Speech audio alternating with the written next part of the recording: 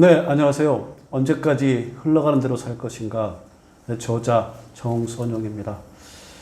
벌써 저도 이제 퇴직한 지가 2020년이니까 만 4년이 이미 이제 지났습니다. 그래서 만 4년을 이렇게 지나다 보니까 직장 생활과 퇴직 이후에 퇴직 생활하고 하는 부분들의 차이가 조금씩 느껴지기 시작하더라고요. 그래서 언제까지 흘러가는 대로 살 것인가에 내가 직장 생활을 다시 했다 그러면 40의 직장 생활을 다시 했다면 어떻게 살아갈 것인가, 50 지금 현재 살아가는 방식을 내 삶을 보다 빛나게 만들기 위해서 어떻게 살아갈 것인가, 이 부분에 대한 깊은 고민들을 가지고 있습니다. 그래서 그 고민들을 담아내는 과정에 여러분들도 참고하면 좋을 만한, 여러분들이 40대 직장인이거나 50대 지금 퇴직자라고 그러면 참고하면 좋을 만한 얘기들을 갖다가 해줄 수 있게 그렇게 좀 힌트를 얻은 부분도 있습니다. 그래서 그 부분들을 뭐 사소하고 소소한 거라도 할 수 있지만 이 작은 차이들에서 얻어낼 수 있는 부분들을 갖다가 여러분들한테 얘기해 드리고 싶어서 이 자리에 섰습니다. 일단 투자 이전에 40대 직장인과 50 이후에 퇴직자가 퇴직 생활하는 것들이 어떠한 차이가 있는가에 대한 것들은 분명하게 좀 알고 가야 될 것 같아요. 저는 이렇게 말을 해요. 아예 플레이 그라운드가 다르다. 그러니까 플레이 그라운드가 완전히 다른 게임인데 같은 방식으로 대부분의 사람들이 살아가려고 노력을 하는데 아닙니다. 운동장은 완전히 달라요. 비유로서 그냥 쉽게 설명을 좀 드린다면 직장 생활은 축구 같은 단체전과 같은 것이라고 볼 수 있을 것 같고요. 퇴직 생활은 어쩌면 저는 가장 적절한 비유가 될 수 있는 종목이 역도 같은 개인전이에요. 그러니까 누구 하나도 옆에서 도와줄 수가 없고 오직 혼자서 인생의 무게를 그대로 들어 올려야 되는 그런 개인전이 퇴직 이후의 생활이기 때문에 완전히 다른 게임인 거거든요. 그래서 어떻게 다른 건가에 대한 것들을 이해하지 못하고서 내가 단체전을 잘했으니까 대부분 다 뭐 임원 이상 퇴직하신 분들은 퇴직 이후에 또 더 잘할 거라고 막 생각을 가져요. 근데 단체전을 잘했다고 개인전에서 잘할까요? 축구 잘했다고 역도를 잘할까요? 전혀 아닐 것 같아요. 그래서 축구의 특징과 역도의 이 특징들에 대한 것들을, 그러니까 개인전의 특징에 대한 것들을 좀 이해하고서 지금부터 제가 하는 얘기를 갖다가 참고해야지 훨씬 더 깊게 이해가 될 수 있을 것 같습니다. 그래서 직장 생활이 어떠했는가, 지금 여러분들이 다 살아가고 계시는데 어떠한 모습인가, 그러니까 어떠한 규칙이 있는가, 이 부분에 대한 것들을 먼저 좀 말씀을 좀 드릴게요. 제 직장 생활의 경험을 이렇게 돌이키면서 말씀을 드리면, 요즘 얼마 전에 제가 그 넷플릭스에서 오징어 게임 시즌 2를 갖다 봤는데, 그걸 보면서 직장 생활과 똑같은 생각을 했어요. 거기에 나와 있는 게임이 어떻게 그렇게 닮았을까 하는 생각을 했습니다. 내가 저런 생활을 했구나 하는 것들이 영화 보는 내내 그 영화에 몰입되는 게 아니라 내 직장 생활에 그대로 옮겨와서 몰입이 되더라고요. 첫 번째 부분에 있잖아요. 무궁화꽃이 피었습니다. 그때는 딱 내가 직원으로, 그러니까 사원이죠. 사원으로 신입사원 딱 들어가가지고 관리자가 되기 이전까지 생활이 그대로 반영되더라고요. 그 무궁화꽃이 피었습니다. 게임 아시잖아요, 여러분들. 어렸을 때도 한번 해봤을 텐데. 그 술래가 무궁화꽃이 피었습니다 해서 뒤돌아서 하게 되면 그때까지 전전에 가야 되고, 뒤돌아가지고 바라보고 있으면 움직이면 걸리게 되는 거잖아요. 그래서 움직이면 탈락이 되는 게임. 그래서 점차들 다가와서 술래까지 와야 되는 게임인데, 이게 신입사원 때 제 직장인의 모습하고 똑같아요. 술래가 누구겠어요? 뭐 팀장이 될 수 있고, 아니면 상사가 될 수 있는데, 상사가 얘기하는 부분들을 갖다가 잘 듣고, 그러니까 이때는 이제 가장 필요한 게 뭐냐면 눈치예요. 눈치껏 잘 듣고 그 의중이 무엇인가를 갖다 정확하게 파악하는 것과 무궁화꽃이 피었습니다. 그 말하는 동안에 이루어질 수 있는 가장 핵심을 읽어내는 거하고 똑같은 것 같더라고요. 그래서 저 나름대로 되돌아보면 저 신입사원 때 되게 눈치 빨랐어요. 그러니까 직장에서 상사가 얘기하는 부분들이 뭘 의도하는가. 이걸 원하는 거구나. 그래서 의도하는 바를 갖다 눈치껏 딱 캐치할 수 있는 것들이 제가 가지고 있었어요. 이렇게 해서 캐치하고 나면은 또 하나가 뭐가 필요하냐면 민첩성이잖아요. 거기서도 보면은 무궁화꽃이 피었습니다 보면 앞으로 이렇게 다가갈 때 민첩성이 있어야 되잖아요. 민첩성 없는 사람들은 직장 생활에도 진짜 답답해요. 저는 그래도 민첩성이 있어요. 그러니까 직장 생활은 완성도보다는 시간 타이밍이 되게 중요하거든요. 언제까지 끝내야 되는 이런 민첩성들이 충분히 가지고 있었을 때 직장 생활을 잘 할 수가 있어요. 그러니까 사원일 때는 무궁화꽃이 피었습니다와 같이 제가 민첩성이 있고 눈치 빠르게 그렇게 직장 생활을 적응해 갈 수 있었던 부분들이 있었기 때문에 가능했던 것 같아요. 이거는 근데 직장 생활에만 특징입니다. 이런 특징들이 퇴직 후에도 적용된다? 아니거든요. 근데 직장 생활에서는 이게 반드시 필요합니다. 여러분들이 지금 40대에 직장 생활을 하고 계시려면 사실은 이 민첩성과 눈치 이 부분들은 반드시 필요할 거라고 생각합니다. 두 번째 게임이 그거 있잖아요. 5인 6각. 여러분들 기억나시죠? 5인 6각.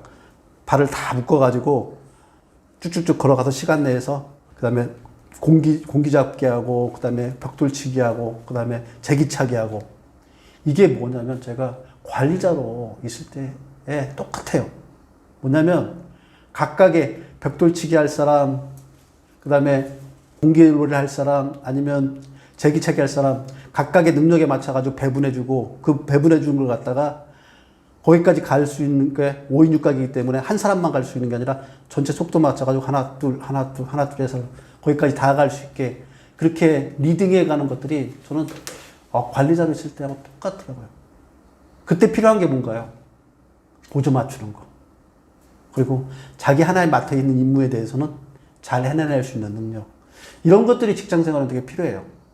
그러니까 직장 생활에는 처음에 그 사원으로 들어갔을 때는 눈치와 민첩성이 필요하지만 그 다음에 관리자가 되면 보조 맞춰가지고 자기만의 특징을 하나를 개발하는 것들이 되게 필요해요.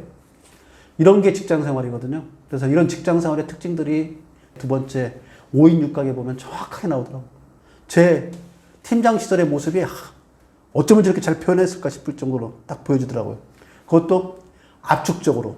그래서 5인 6각은 이게 단체전이잖아요. 이 단체전의 특징들이 그대로 다 반영된다고 보시면 되고요. 제가 임원이 되고 난 다음에는 여러분들 아마 약간 좀 흉측한 게임이었는데 둥글게 노래가 나면서 회전에서도 빙글빙글 돌다가 노래가 딱 끝나는 순간에 5명씩 뭉쳐서 방으로 들어가세요. 이렇게 하는 둥글게 게임이 있는데 이 둥글게 게임이 임원은 똑같아요. 임원은 민첩성, 눈치 아니면 자기 업무에 대한 역할에 대한 그 적합성, 그 다음에 페이스를 조정하는 능력, 이런 것들보다 뭐가 제일 중요하냐면요. 노래가 딱 끝났을 지점에 내가 방으로 들어갈 수 있는데 위치에 가까우냐, 아니면 주변에 같이 어울려가지고 팀을 이뤄가지고 들어갈 수 있느냐. 이게 뭐냐면 의자가 한정되어 있기 때문에 그 한정된 의자를 갖다가 얻어낼 수 있게 그렇게 갈 수밖에 없어요. 그래서 임원이 되는 건, 임원이 돼서 대표이사까지 올라가려면 사실은 행운이 없이는 도저히 안 돼요. 그래서 보통 직장 생활하면서 대표이사 같이 이렇게 대표이사를 이제 별 중에 별이잖아요. 진짜 반짝반짝 빛나는 별. 이 반짝반짝 빛나는 별빛까지 들으려고 그러면 마지막에 행운이 없이는 절대로 안 돼요. 그래서 혹시 여러분 중에 지금 직장 생활하고 계신 분 중에 뭐 대표이사까지 바라면서 하시면서 대표이사 되는 안 되는 고민 갖는다 그러면 대표이사가 되는 거는 자기가 가지고 있는 단체전에서 자기가 할 수 있는 능력들 그런 걸 다 뭉쳐진다고 되는 게 아니에요. 거기는 행운까지 플러스 되니까 그 행운이 없는 것에 대해서 여러분들이 자괴감을 가질 이유가 없어요. 이게 바로 이제 단체전에서의 특징입니다. 근데 이 단체전의 특징이 뭐가 있나요? 나 혼자 잘해서는 되는 게 아무것도 없다는 거 딱 느끼시죠? 물론 내가 민첩성이나 눈치가 있는 건 있는데 그것도 좋은 팀장이 만나가서 좋은 지시를 내렸을 때 되는 거고요. 내가 팀장이 돼가지고 누구한테, 팀원들한테 좋은 지시를 내렸을 때 가능하다는 얘기예요. 임원이 되면 특히나 더 밑에 있는 조건들. 이걸 저는 뭐라고 표현하면 회사의 후광이에요. 회사의 후광 없이는 직장 생활은 별빛처럼 빛날 수가 없어요. 그래서 직장 생활, 흔히 뭐죠? 조직 생활이라고 하는데 조직 생활은 가장 중요한 부분이 뭐냐면 단체전이기 때문에 단체전에 맞는 그 일할 수 있는 근력을 가지고 있느냐 못하느냐가 가장 중요한 키워드가 되는 시점입니다. 그때는. 그래서 저는 이제 직장 생활의 꽃을 별빛이라고 보통 표현해요. 근데 여러분들 아시죠? 이 별빛은 자기 혼자서 빛나는 게 아니라 멀리서 왔던 부분들이 우리 대구의 대극권에서 빛의 찬란해에서 반짝반짝 빛나는 거죠. 아시죠? 자기만의 빛이 아니라 주변에서 도와줘서 그 빛을 갖다 빛나게 했을 때 가능한 거예요. 그래서 조직 생활의 기본적인 규칙들, 룰 얘기한다고 그러면 거기에 맞는 룰들이, 이런 룰들이 있다는 걸 생각하셔야 됩니다. 근데 제가 퇴직하고 이제 4년이 됐잖아요. 4년이 딱 되니까 단체 생활에 가지고 있던 룰, 그러니까 조직 생활에 가지고 룰이 하나도 적용이 안 돼요. 그게 막 답답하더라고요, 진짜로.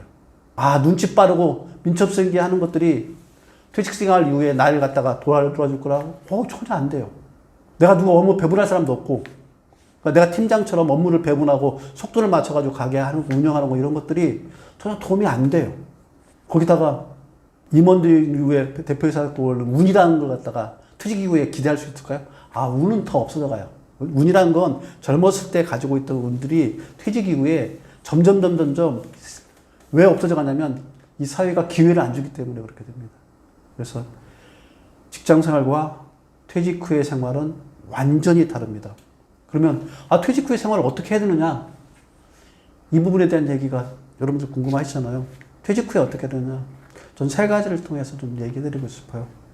요 근래 많이 추워졌잖아요. 날씨가 영하 10도 되니까. 저는 지금 구축 아파트에 살고 있어요. 구축 아파트에 살다 보니까 제가 오늘 그 새벽에 딱 깨어나서 보니까, 새벽에 깨서 보니까 수돗물이 똑 이렇게 떨어지고 있더라고요. 그래서 내가 와이프한테, 야, 왜 이렇게 해놨냐? 똑똑똑 떨어지게. 그렇지 않으면 수도관이, 배관이 동파된대요. 그 얘기를 딱 듣는 순간에, 야, 퇴직 이후 생활에 저거하고 똑같구나. 퇴직 이후에 한파에 견딜 수 있기 위해서는 물방울 하나 똑똑똑 떨어져가게 그렇게 뭐 하나를 갖다가 떨어뜨리는 부분들, 흘러가게 하는 부분들이 필요하구나. 저는 그게 가장 대표적인 게 글쓰기라고 생각을 해요. 퇴직 후에 글을 쓰면서 자기 생각의 회전들을 갖다가 조금씩 굴려가지고 해주는 것들이 반드시 필요하다는 얘기를 해드리고 싶어요. 왜냐고? 동파되지 않게 해서. 이건 더 잘리게 해서가 아니라 한마디로 말한다면 동파되지 않게 해서. 퇴직 후의 한파가 되게 무서워요. 동파가 딱 되고 나면 그걸 갖다 다시 해동시키는데 시간이 얼마나 걸려가시는지 아시죠? 그래서 동파되지 않기 위해서 글쓰기를 통해서 흐름을 만들다던가, 운동을 통해서 몸의 흐름을 만든다던가, 누군가를 만나가지고 소통하는 법들을 만든다던가, 자그마한 것들 매일 하셔야 돼요. 물이 초 단위로 똑 떨어지는 것처럼 크지 않아도 좋아요. 작은 거라도 하루에 한 자의 글을 쓰든지, 하루에 동네 한 바퀴를 산책하든지, 누군가 한 사람을 만나가지고 서로의 소통을 하든지, 이렇게 해서 물방울이 똑 떨어지는 걸 퇴직 이후에 하셔야 돼요. 왜 그러냐면 우리는 몸은 이미 단체전에 익숙해 있단 말이에요. 개인전에서는 개인이 동파되지 않도록 흐름을 만들어가는 것들을 하지 않고서는 불가능하기 때문에 그러는 겁니다. 그래서 첫 번째 부분, 퇴직 이후에 자기 자신을 지키기 위해서는 동파되지 않도록 물방울 똑똑똑 떨어지는 부분들을 꼭 하시라는 부분들이 퇴직 이후의 생활의 첫째 번째 원칙이고요. 두 번째 원칙은 이거예요. 제가 피지컬 벨기라는 넷플릭스, 이게 뭐 예능인지 다큐인지 잘 모르겠어요. 예능인지 다큐인 걸 보니까 뭐 뒤에 있는 내용들은 다 기억이 안 나는데, 처음에 딱 시작하는데 둥둥둥 북소리가 나면서 거기에서 문구가 나와요. 인간의 몸은 거짓을 말하지 않는다. 쓰고 단련한 고통의 결과물이자 기록이기 때문이다. 이 얘기는 무슨 말이냐면요, 인간의 몸은 자기 스스로 만들어가는 거하고 똑같아요. 퇴직 이후에 자기가 역도를 들겠다, 어떤 무거운 짐을 들겠다는 자기 몸의 힘은 자기 스스로 써야 나가는 기록이 돼야 돼요. 자기 몸에 대한 단련 없이는 퇴직 이후의 삶을 갖다 살아갈 수 있는 힘을 가지고 있지 못하다고 보시면 딱 맞아요. 그래서 퇴직 이후에 개인전에서는 자기 몸이, 자기가 가지고 있는 능력이 가장 올바른 힘을 발휘한다. 이 부분에 대한 것들을 이해하고 있어야 됩니다. 이거는 단체전하고는 다르죠. 단체전은 자기 몸이 단체의 보조를 맞춰가고 조화를 이루는 게 핵심이에요. 근데 퇴직 이후의 생활에서는 이 몸이 자기 안으로 단련해서 단련된 근육으로서 기록을 몸 안에 DNA를 갖다가 입력시켜 놨고 이걸 가지고서 한 발 한 발 나가는 것들이 퇴직이후의 생활이기 때문에 그렇습니다. 같이 협력해서 하는 게 아니라 혼자서 뚜벅뚜벅 나갈 수 있게 자기 몸이 그 힘을 가지고 있어야 된단 말이에요. 그래서 퇴직 생활에 쓰여지는 근육이 완전히 다르기 때문에 자기만의 근육들을 갖다가 가지고 있는 사람만이 퇴직 이후에 올바로 빚을 내면서 살아갈 수가 있는 겁니다. 그래서 두 번째, 몸으로 써야 된다. 자기 몸으로 누군가의 협력을 받지 않고 오롯이 자기 스스로가 써야 나가야 된다. 이 얘기가 두 번째 제가 드리고 싶은 얘기고요. 세 번째 부분은 이것도 제가 그 넷플릭스의 흑백 요리사를 보면서 깨달은 건데요. 흑백 요리사에 보면 그 카피 문구가 이거예요. 오직 맛으로 대결한다. 그러니까 이미 알려진 요리사, 백의 요리사와 알려지지 않은 흑의 요리사가 오직 맛으로, 그래서 뭐 안대도 두르고 해서 맛으로만 승부하겠다. 사실 음식이라는 건, 음식의 본질은 뭔가요? 맛이잖아요. 물론 영양분 이런 부분들은 부가적인 거고, 가격 부분 이런 것도 부가적인 거고, 비주얼적으로 디스플레이 된 것들은 부가적인 부분이고, 음식은 가장 기본은 맛이 없으면 요리로서의 그 가치를 잃는 겁니다. 퇴직 이후의 생활에도 똑같아요. 내 본질적인 가치, 내 맛이 무엇인가를 찾아내지 못하고서는 그 세계에 성공할 수가 없어요. 내 맛이 무엇인가. 찍어보면 된장 맛인지 뭐 다 똥맛인지 알 수 있다고 하는데 아니에요. 자기의 진정한 맛을 보려고 그러면 필요한 것들이 있어요. 그 하나가 뭐냐면 쉽게 말하면 말과 글을 통해 가지고 자기 자신을 깨닫는 거예요. 그래서 글쓰기가 그렇게 중요하다고 저는 계속 강조하는 이유 중에 그게 있어요.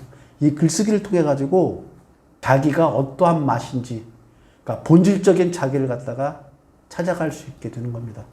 그래서 동파를 당하지 않도록 물 조금씩 흘러가는 흐름을 만들어 놓고, 이 흐름을 만들어가는 과정 속에 오롯이 남의 도움이 아니라 자기 몸으로서 직접 체험하면서 만들어가면서 자기의 본질의 맛을 찾아가는 사람, 이게 퇴직 이후에 빛나는 사람이에요. 근데 이렇게 빛날 때 빛은 어떤 빛이냐면요, 직장생활의 빛이 별빛이었지만 지금 이렇게 때 빛나는 별은, 그 빛은 무슨 빛이냐면요, 반딧불빛이에요. 반딧불빛의 특징을 아세요? 별빛은 멀리서 와서 빛의 산란에서 만들어지만, 반딧불빛은 뭐냐면 자기 몸 안에 꼬리 끝에 마디 끝에 있는 데서 발광을 해서 그 발광을 갖다가 반산시키는 거예요. 내 안에 빛을 가지고 있다가 빛을 발산하는 것도 똑같은 거예요. 그러니까 퇴직 이후의 생활은 그래서 아까 말씀드린 개인전이기 때문에 자기 몸 안에 다른 도움의 후광이라는 것들 다 필요 없이 내 몸 안에 빛으로 발라내서 발광을 하는 겁니다. 그렇게 되는 게 퇴직 이후에 빛나게 살아갈 수 있는 방법이고요. 그렇게 빛을 발광하는 빛빛이 솔직하게 말씀드리면 별빛보다 찬란하진 않아요. 근데 이 반딧불빛이 자기 스스로 만드는 빛이기 때문에 꺼지지도 않고 자기 혼자서 독점적으로 자기 그 빛을 갖다가 발산시킬 수가 있어요. 그래서 저는 요즘 이제 별빛보다 반딧불이 내 삶에서 더 큰 의미로 다가오더라고요. 그래서 나는 지금은 반딧불처럼, 정확하게 반딧불이처럼 살고 싶어요. 내 스스로 가지고 있는 힘을 발휘해서 그 빛을 보고서 내 스스로도 위안받고 누군가가 그 빛에 대해서 위안을 받을 수 있게 그렇게 반딧불이처럼 살고 싶다는 게 지금의 생각이에요. 이런 과정들을 갖다가 언제까지 흘러갈 것인가 책을 쓰면서 내가 마흔에 무엇을 해야 되고, 마흔에 그 조직생활 하면서 무엇을 해야 될 건가, 퇴직 이후에 내가 어떻게 살아갈 건가에 대한 것들을 정리하는 과정에서 얻어낼 수 있었던 부분입니다. 그래서 지금 여러분이 마흔이라고 그러면 뭘 하셔야 되냐면요, 마흔에 단체전이잖아요. 단체전에서 절대로 할 수 없는 개인전에서 필요한 것들을 갖다가 마흔에 미리 연습하라는 얘기예요. 개인전에서 가장 필요한 게 뭐냐요? 자기 자신이 무엇인가를 아까 돌아보라는 거였잖아요. 그럼 자기 자신을 돌아볼 수 있는 가장 좋은 수단이 뭔가요? 글쓰기예요. 그래서 저는 마흔에 글쓰기를 반드시 하라고 강조하는 이유가 있습니다. 이 부분 때문이에요. 자기 자신이 어떠한 맛이 나고 그 맛이 나는 과정들을 갖다가 몸으로 직접 체험하는 거는 글쓰기 하는 거예요. 이렇게 해서 퇴직 이후에 절대로 동파되지 않게 물을 흘러가게 하는 것들을 이미 마흔에 다 갖추고서 나오는 것만이 마흔 이후에 50이 되었을 때 자기 삶의 방향들을 다 이끌어갈 수 있는 거예요. 그래서 저는 이런 포언도 가끔 드려요. 세상의 최고의 투자처는 자기 자신이다. 맞지 않나요? 회사에 투자할 필요가 뭐가 있어요? 왜 주식에 투자할 필요가 뭐가 있어요? 자기 자신이 최고의 투자처예요. 그러면 자기 자신이 최고의 투자처인데 이 최고의 투자처를 갖다가 사실은 40의 직장 생활하면서 일에, 회사에 방치해 놓고서 스스로를 갖다 개발하는 부분들을 등한시하고 계시잖아요. 그래서 제가 40으로 돌아간다면 더 열심히 하고 싶은 게 뭐냐면 나를 개발하는 부분들을 더 하고 싶은 거예요. 그리고 그 개발의 수단으로 글쓰기를 하고 싶은 거예요. 이 글쓰기가 하나로만 되는 게 아니에요. 글쓰기까지 다 되기까지는 단계가 있어요. 생각을 정리하는 단계, 행동을 정리하는 단계, 그리고 다른 사람들이 어떻게 생각하고 어떻게 행동하는 걸 갖다가 책을 읽어가지고 정리하는 단계. 이런 모든 과정을 거쳤을 때 글쓰기를 할 수 있는 그 책상 위에 앉을 수가 있는 거예요. 그 위에 써가는 거 또 다른 근육인데 거기까지 가는 과정들을 갖다가 매일매일 반복해서 내가 내 안으로서 단련시켜 버린다면 퇴직 이후의 생활 참 쉽다고 생각해요. 제가 예전에 그 바바우스 씨가 그림 딱 그리면서 참 쉽죠? 뭐 이렇게 해서 그리는데 우리는 이제 그거 보고서 우리가 그리려고 그러면 짜증이 나게 어렵던데 그게 참 쉽죠까지 되는 것들이 뭐냐면 바바우스 씨가 얼마나 연습을 했겠어요. 그 자리에 서기 이전까지 얼마나 연습을 했겠어요.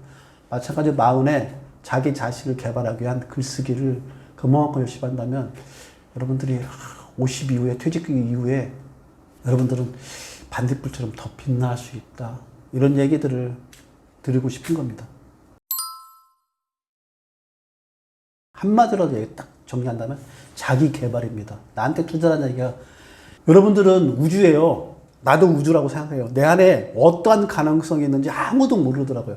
저도 하다 보니까 저 솔직하게 말씀드리면 저도 이제 글쓰기 지금 작가로 살아가고 있는데 내가 작가적인 능력이 나 안에 있는지도 몰랐어요. 솔직하게 말씀드려요. 근데 글을 쓰고 계속 쓰다 보니까 나한테도 이런 것들이 있네. 이게 뭐냐면 글쓰기라는 가지고 있는 그 특징 때문에 그렇습니다. 글쓰기는 작글 보는 게 아니라 안을 들여다보게 하는 그런 거울 같은 존재예요. 그래서 안을 들여다보면서 하다 보니까 내 안에 이런 요소가 있어. 이런 요소가 있어. 이런 요소가 있어. 이런 것들을 갖다가 다시 보게 되는 거예요. 그래서 뭐 그런 얘기를 하더라고요. 창조나 발명이나 이런 부분들은 새로운 걸 갖다가 만들어내는 것들이 아니라 기존에 가지고 있는 것들 갖다가 재발견하는 거라고 그런 말을 하더라고요. 그러니까 내 안에 나는 그대로인데 내 안에는 작가적인 속성을 갖다가 재발견해내는 과정. 저는 이게 자기개발이고 그렇게 자기개발하는 것들에 투자하는 것들이 중요하다는 생각 때문에 가장 최고의 투자처는 자기 자신이다. 이 자기 자신 안에는 무한한 근강이 있어서 캐도 결코 마르지 않은 샘물처럼 많은 광물들이 나오는 투자처다. 그런 얘기를 드린 겁니다. 알코올로 형제된 사람들하고 알코올이 깨고 난 다음에 형제로 그대로 남아있는 사람은 없더라고요. 끝까지 남아있는 건 같은 피를 지닌 사람들이 끝까지 남아있더라고요. 가족들만. 그분들은 알코올로 형제된 사람들이에요. 여러분들한테 그 알코올 같이 어울리면서 좋을 때 그 무수한 얘기들 있잖아요. 그 얘기들 다 그게 깨지고 나면, 그러니까 술기운이 다 가시고 나면, 알코올 기운 다 가시고 나면 내가 그날 했던 얘기도 기억 못하는 일이 더 허다해요. 그래서 그런 부분에 대한 것들은 아예 잊었으면 좋겠어요. 내가 말씀드렸잖아요. 아까 퇴직 이후는 단체전, 회사에 후광이 있으니까 회사의 후광에 맞춰가지고 그 후광이 내 빛인 줄 알고 그 찬란한 별빛이 내 빛인 줄 알고 이 사람들이 내 별빛에 감동해서 나한테 이렇게 이거는 회사의 후광 때문이 아니라 개인적으로 좋아서 하는 것처럼 얘기하고 너는 나하고 같이 평생을 가는 친구라고 이렇게 얘기하고 하는데 이 후광이 사라지는 순간에 그 모든 별빛은 다 꺼져버리는 거 아세요? 후광이 있는 동안에만 회사라는 그 든든한 후광이 있는 동안에 비춰지는 불빛이에요. 그래서 그거는 알코올 기운이 사라지고 난 다음에 다 사라지는 것과 똑같이 빛은 다 사라집니다. 그래서 그런 것들에 대한 기대는 아예 하지도 마세요. 그때는 환경적으로나 모든 것들이 다 단체로, 조직으로 외부에 협력받고 협력을 지원받고 하는 것들로 이렇게 이루어지는 생태계가 구성되어 있잖아요. 근데 이 생태계는 회사라는 큰 바운더리 안에 있기 때문에 가능한 생태계고, 여기를 빠져나오면 나 혼자 독자적으로 자생해 나가야 돼요. 이때는 옆에서 도와주고 이런 것들이 의미도 없어요. 그리고 그런 말이 있잖아요. 김병희 효자 없단 말. 똑같아요. 한두 번은 도와주겠죠. 근데 퇴직 생활이 한두 번 도와줘가지고 해결될 일이 없어요. 그런 얘기 하잖아요. 성공은 느림부라고. 퇴직 이후에 성공하는 사람들 최소한 그 분야에서 5년, 10년 동안 아니면 그 전에 직장 생활하면서 10년 동안 쌓아왔던 것들의 빚을 바라는 거지, 퇴직 이후에 잠깐 한다고 이게 만들어지는 게 아닙니다. 그래서 퇴직 전에 여러분들 도와주겠다고 생각했던 그런 부분들은 단체전에 있을 때 얘기고요. 개인전 혼자서, 역도는 다른 사람이 누가 도와줄 수 있는 종목이 아니에요. 퇴직이라는 종목도 누군가 와서 도와줄 수 있는 종목이 아닙니다. 내 혼자 오롯이 짊어지겠다는 생각을 아예 머릿속에 딱 각인시키고 가세요. 누가 도와주겠지, 누가 도와주겠지. 괜히 의존성만 생기니까 그때 나 자신을 갖다 힘을 키우는 걸 안 해요. 그래서 오히려 그런 말 하는 사람은 악인이라고 생각하세요. 이건 친구가 아니라 나의 적이라고 생각하세요. 왜? 내 스스로 개발할 수 있는 힘들을 갖다가 방해하는 사람들 아니에요. 의존성을 만들어가지고. 나를 의존적인 인간을 만들어서. 그래서 그런 사람들을 얘기를 아예 무시하시고요. 제 얘기 들으세요. 끝나고 나니까 저거 잘한다는 인맥 99.9%다 사라졌어요. 직장 퇴직하고 나니까 지금 이 순간에 4년 딱 오고 나니까 99.9%다 사라졌고요. 오로지 나와 같이 옆에 있는 건 친구들과 가족들과 나 자신뿐이에요. 그래서 누군가의 도움을 받겠다는 생각을 아예 끊어내시고 스스로 독립적으로 살아갈 수 있게 독립적인 힘을 키우겠다. 독립 생각을 가지시고 마흔에 스스로에게 투자하십시오.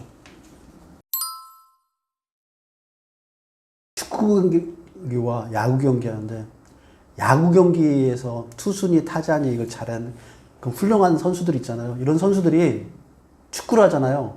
몸살 나는 거 아세요? 이 분야에서 잘했다고 이 분야에서 잘하는 거 아니에요. 퇴직 전에 조직 생활, 그러니까 직장 생활을 잘했던 것들이 퇴직 후에 그 분야에서 잘할 수 있는 능력을 가지냐? 절대로 아닙니다. 다른 게임이에요. 다른 룰이 적용되는 사회예요. 그래서 제가 아까 오징어 게임과 그 이후에 얘기들을 해드린 이유가 그것 때문에 되는 거예요. 그 베이스를 가지고서 여러분들 생각해 보세요. 단체전과 개인전이 전혀 다른 건데 단체전을 잘했다고 개인전도 잘할까요? 아니에요. 손흥민이가 역도까지 잘할까요? 잘하면 진짜 그럴 수 있어요. 아마 손흥민은 기본적인 체력이 있기 때문에 그럴 가능성은 많아요. 근데 그게 전부가 아니에요. 여기 와서는 여기만의 노력들을 하지 않았을 때는, 그런 준비들을 하지 않으면 역도에서는 잘할 수가 없어요. 손흥민이 만약에 축구를 하면서 역도에 대한 것들 준비했다 그러면 바로 손흥민이 은퇴하는 순간에 역도 선수로 나가서도 할 수 있을 거예요. 그만한 잠재력이 있으니까. 아까 말한 직장에서의 후강, 이 부분들은 그런 거예요. 직장에 있을 때 그 안에서 열심히 하고 잘하고 하면서 자기 몸을 갖다 키워놓고 퇴직 이후에 생활해야 될 걸 준비했다 그러면 잘할 수 있어요. 좋은 직장일수록 그런 준비할 수 있는 여건들이 많아요. 왜 그러냐면 월급도 좁죠. 명함에 가지고 있는 가치도 주죠. 거기에 갈 수 있는 인맥들도 있죠. 거기에서 회사에서 주는 정보 있죠. 또 하나는 회사를 다니고 있다는 것만으로 신용이 있잖아요. 이런 5가지 후광들은 그 밑에서 자기 개발하는 것들은 훨씬 더 그 자기 개발의 속도를 높여줄 수 있는 거예요. 그런 장점들을 충분히 살리라는 얘기예요. 제가 지금 얘기하는 건. 근데 그게 전부라고 생각한다 그러면 여러분들은 퇴직 이후의 생활에 큰 어려움을 겪게 될 거예요. 전부가 아니라 그건 말 그대로 나의 베이스예요. 그걸 딛고 올라갈 수 있게 하는 건 자기 개발이라는 힘을 갖다가 하셔야 돼요. 자기 자신에게 투자하지 않고서는 그런 모든 것들이 다 빚을 잃어요. 오히려 빚이 아니라 심지어는 짐이 되기도 해요. 그때 가졌던 생각들이 퇴직 이후에는 짐이 되기도 해요. 내가 누구였는데, 내가 월급 얼마 받던 사람인데, 내가 웬만한 정보 같은 건 전화 한 통하면 다 얻을 수 있는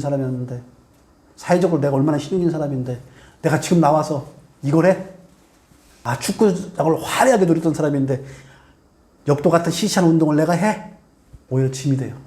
오히려 그쪽에 역도를 들기 위한 그런 노력을 안 하는 경우들이 너무 많아요. 오히려 더. 역도라는 건 혼자서 자기 몸의 힘을 가지고서 몸의 힘 집중시켜서 드러내는 운동이에요. 역도를 하는 사람들 단순하게 보더라고요. 근데 아니에요. 고도의 테크닉과 고도의 집중력이 없으면 절대로 들어올리지 못해요. 그래서 정신적인 멘탈도 굉장히 강하고요. 육체적인 힘을 한순간에 몰아낼 수 있는 힘들이 집중화되어 있어요. 그렇게 훈련을 하는 거예요. 그러니까 퇴직후의 생활은 그런 생활을 해야 돼요. 역도처럼 순간적으로 힘을 그동안의 연습을 통해 가지고 힘을 쌓아놓고 순간적으로 힘을 모아서 순간적으로 정신적인 멘탈 흔들리지 않고 들어서 버티는 거예요. 딱 이렇게 하는 거하고 막 뛰어가면서 축구하는 거하고 오히려 그런 것들이 역도하는데 방해가 될 수도 있어요. 그래서 전혀 다른 게임의 룰이 적용된다는 걸 갖다 생각하신다 그러면 자기 개발에 대한 것들을 집중할 수 있을 거라고 저는 생각합니다. 회사 이런 거 믿지 마세요. 맞아요. 그렇게 해서 가서 흘러갑니다. 근데 여기서 중요한 포인트가 뭐냐면요. 중요한 포인트는 그게 길지 않아요. 갈 수 있어요. 성공할 수 있어요. 재취업 성공할 수 있어요. 근데 길지 않아요. 대개 언제까지냐면 평균이 2년도 안 돼요. 자, 그러면 49.3세 퇴직한다고 그랬잖아요. 주된 일자리에서 벌어져 나갔잖아요. 자, 2년에서 쉬운 둘이 됐어요. 쉬운 둘부터 평균 수명이 몇 년인가요? 85세까지예요. 그럼 33년을 살아가야 되는데 2년 더 연장했다고 2년 그걸 연장했다고 그게 뭐 도움이 되나요? 퇴직 이후에 삶의 방향을 미리 준비하라는 얘기를 제가 드리는 건 근원적인 걸 준비하라고 그러는데 시간을 연장하는 건 그거 큰 의미가 없어요. 재취업 가능해요.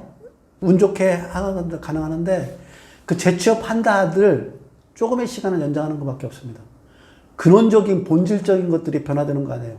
퇴직 이후에 본질적인 것들은 개인 혼자서 오롯이 감당해야 될 것들을 해나갈 수 있는 자기만의 근력을 키우는 건데 그 근력을 못 키우잖아요. 오히려 저는 그래서 가끔 가다가 제 후배들 중에 이제 어디로 이직한다고 이렇게 저한테 이제 얘기하면은 전 이렇게 상담하기도 해요.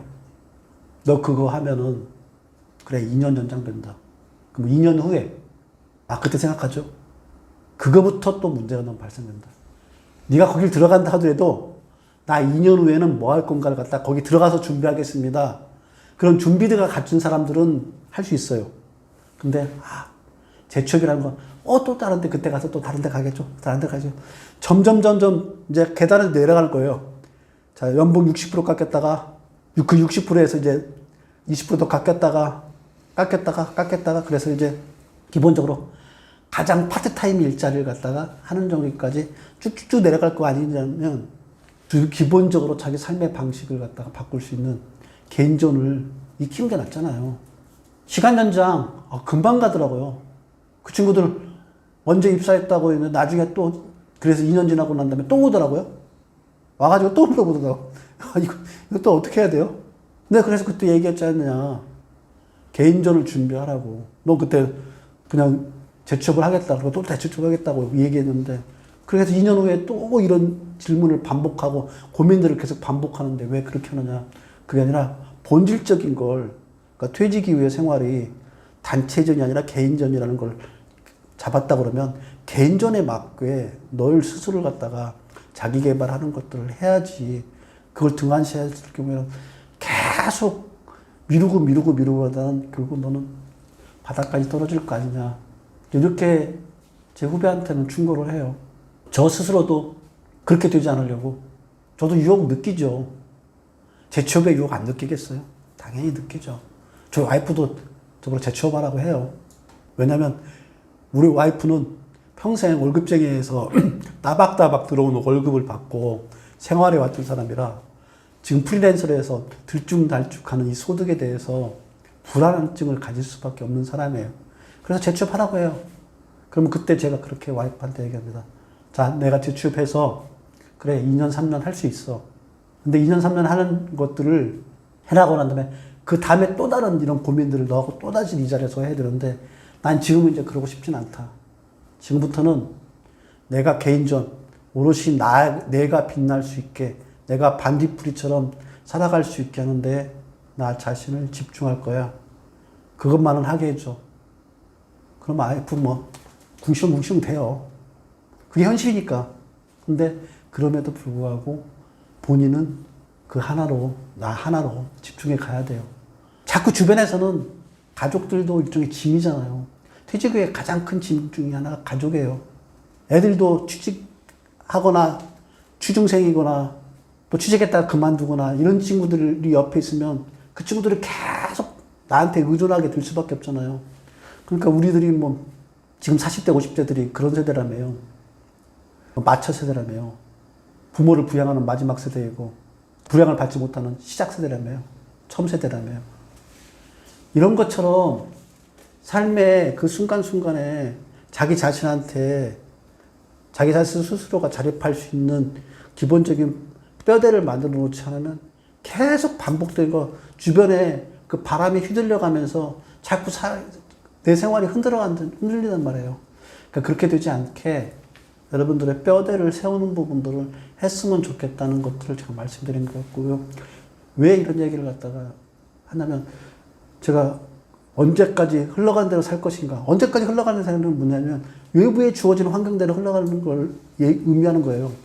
그 글을 쓰면서 25년의 내 직장 생활과 지금의 퇴직 후의 4년의 생활을 비교해 가서 보니까 이제는 내가 조직 생활에 관련된 근육을 단련할 게 아니라 직장 생활의 근육을 단련할 게 아니라 내 개인 스스로의 근육을 단련하는데 올인해야 되겠구나 하는 생각을 하게 될 수밖에 없잖아요. 그래서 이렇게 생각하고 지금 현재는 나 혼자의 나 자신의 이기적인 마음이라지만 내 자신을 개발하는데 집중하려고 거기에 모든 걸 다 걸고서 하고 있습니다. 퇴직 이후의 생활을 자기가 이끌어가는 것들, 아까 말한 자기 자신한테 투자하는 부분들은 좀 인색해요. 그걸 인색할 수밖에 만드는 게 조직 생활이에요. 회사 생활이 그렇게 될 수밖에 없어요. 회사 생활 중에 자기 시간이 한번 따져볼까요? 저 아침에 보통 7시 정도에 출근했으니까 7시에 출근해가지고 예전에 같으면 빨리 들어오면은 8시, 늦게 들어오면 다음날 새벽 이렇게 계속 들어오는 생활들을 해왔으니까. 그러니까 자기 하나의 시간에 주중에는 하나도 없잖아요. 또 주말에 들면 주말에는 가족들하고 같이 하면서 가족들하고 같이 시간을 보내야 되기 때문에 그렇지 않으면 주중에 피곤했던 것 같다가 보충하게 잠을 자는 거나 이런데 대부분의 시간을 허비하고 있지 자기 자신한테 시간을 투자하는 건 거의 없다고 봐요. 저는 그래서 제가 40에 그래도 잘했던 건 뭐냐면 새벽형 인간이라는 책을 한번 읽고 난 이후에 나한테 유일하게 내 마음대로 쓸 수 있는 시간이 언제일까 따져보니까 새벽이더라고요. 그래서 5시 일어나서 2시간 동안 책 읽고 글쓰기 했던 것들 그래도 40회 했어요. 그러고 난 다음에 회사에 가서 회사 옆에 있는 수영장에서 1시간 동안이라도 운동을 하고 그래서 9시까지 회사에 들어가고 그 시간이 이제 그러니까 5시부터 9시까지 이 시간이 나한테 오롯이 투자하는 자기계발의 시간이었던 거예요. 근데 그 시간이 지금 와서 보니까 내가 지금 그래도 작가라는 타이틀을 들고 살아갈 수 있는데 가장 힘이 됐던 것 같아요. 그래서 대부분의 사람들이 회사 생활하면 회사 생활에 구속될 수밖에 없잖아요. 구속돼서 생활하면서 자기 스스로를 갖다 돌아보는 시간들이 갖지 못하는데 저는 그때 반드시 늦어도 40에는 40 이전까지는 사실 정신 없을 거예요. 40에 딱 드는 순간에는 내가 회사에 일하는 것들 이외에 나 자신한테 투자하는 시간들을 반드시 투자하는 에너지를 반드시 할애해야 되겠구나 하는 것들을 가져가셔야 된다고 저는 생각합니다. 회사에 하는 일들은 여러분들이 가져갈 수 있는 지분이 몇 프로나 생각하세요? 저는 99%가 지분이 회사 건 것 같아요. 1%밖에 없고 나머지 99%는 다 지분이, 그러니까 투자의 관점에서 놓고 보면 하고 있는 일들의 대부분 투자의 관점에 놓으면 99%는 회사에 의한 거고요. 1% 정도밖에, 그러니까 나한테 투자하는 지분율의 1%도 안 될 것 같아요.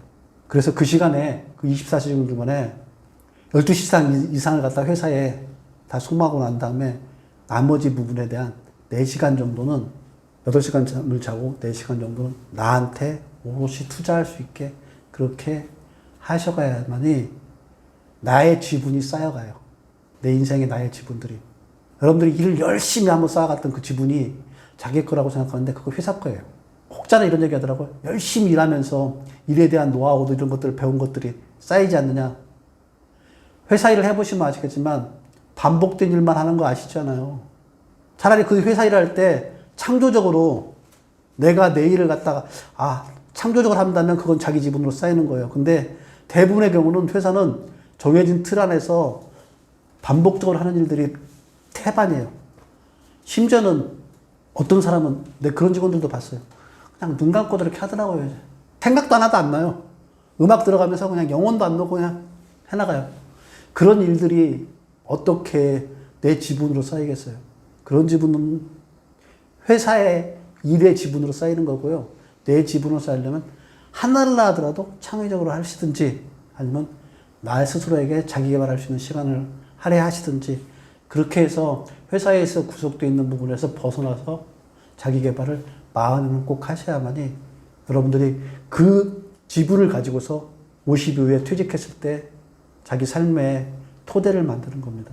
그걸 좀 명심하셨으면 좋겠습니다. 첫째 부분은 일이 지겨운 건데 자기 지분을 만들 수 있는 것들이 많아요. 예를 들어서 제가 설명을 드리면 저는 이제 축산 파티에 있었는데 축산 파티에서 칼질해가지고 상품을 작업하는 거 그거 지겨운 일이에요.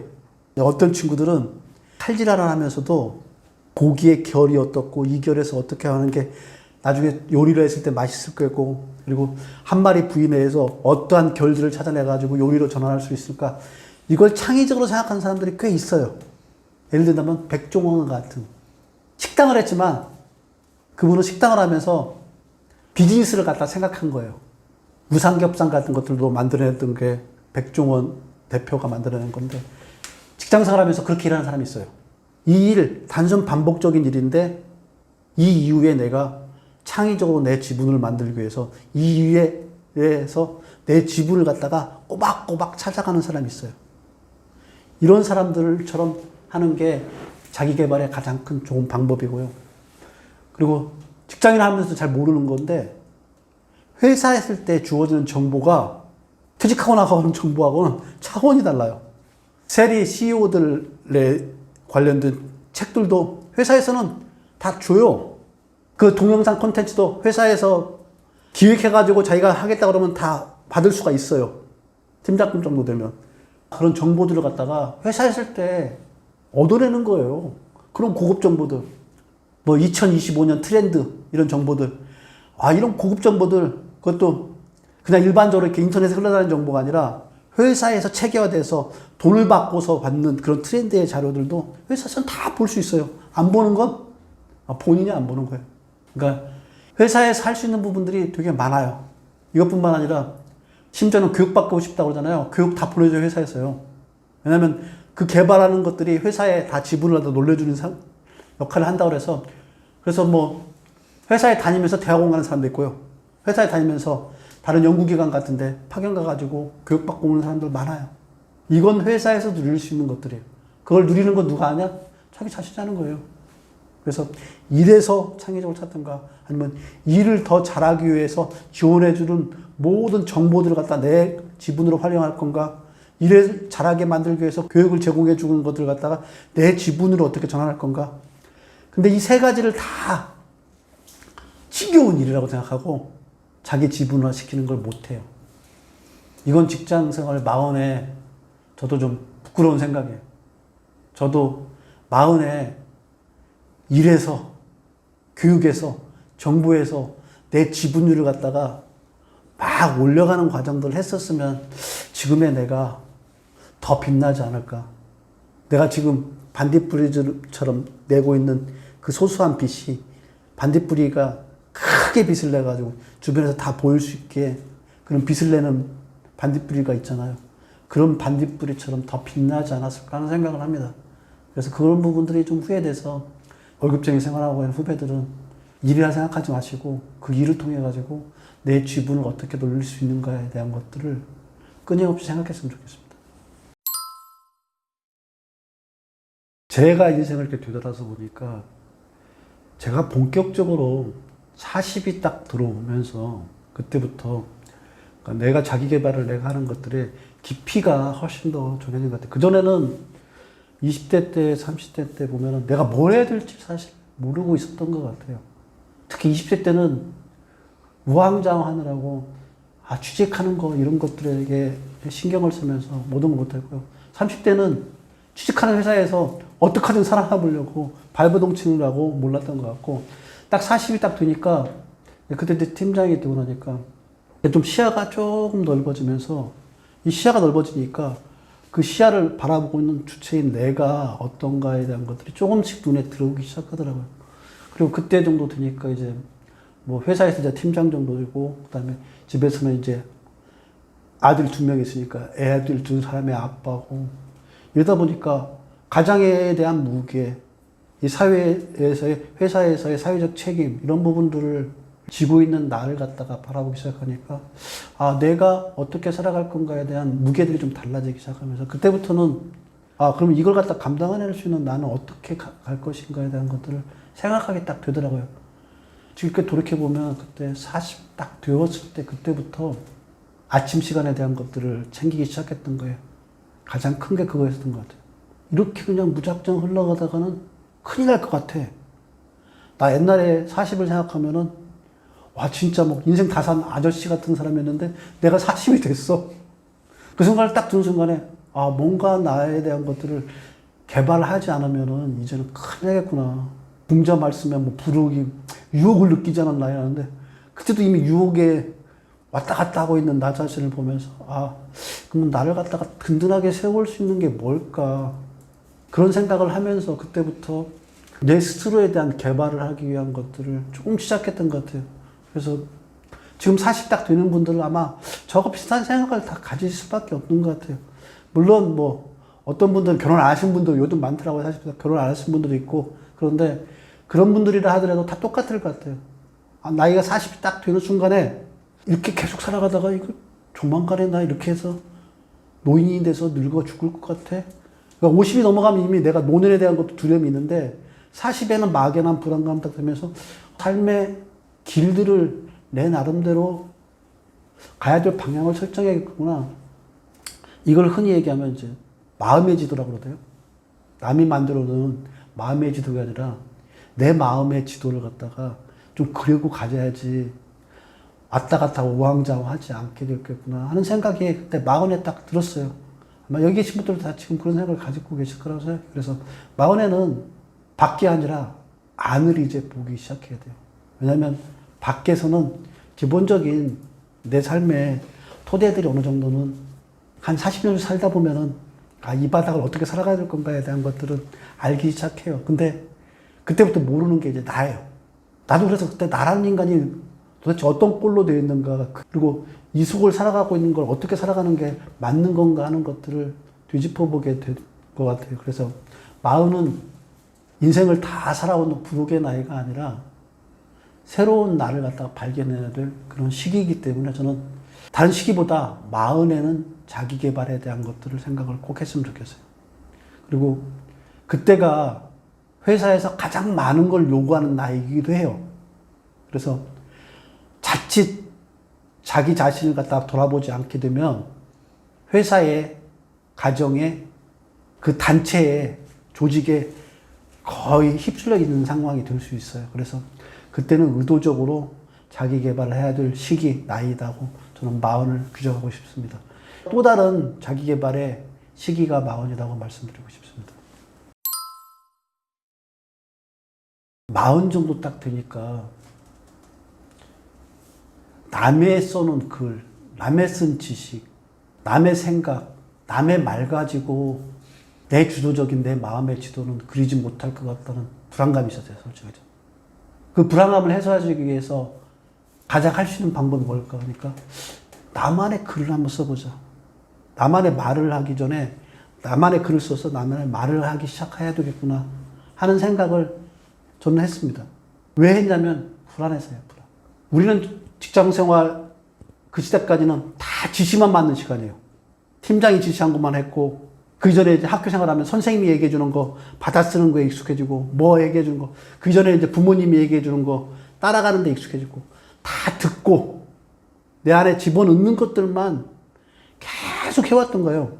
그러다 보니까 40 이후에는 인풋이 아니라 아웃풋을 해야 된다는 것들이 딱 떠오르더라고요. 저는 그랬어요. 저는 40 정도에서는 이 아웃풋을 하겠어. 그게 저는 제가 편하니까 글쓰기라고 했는데 이 아웃풋을 할 수 있는 것들이라면 글쓰기에 다른 것들을 하셨으면 좋겠어요. 예를 든다면 아웃풋이 뭔가요? 뭔가를 하나 만드는 것도 아웃풋이에요. 지식이라는 걸 다 섭취해가지고 만약에 목공을 한다면 목공이란 할 수 있는 지식, 요리라는 건 요리라는 지식이에요. 근데 이런 지식들을 그동안 다 흡수했는데 자기가 요리를 직접 만드는 것은 아웃풋 하는 거예요. 그러니까 마음부터는 그걸 하시라는 얘기예요.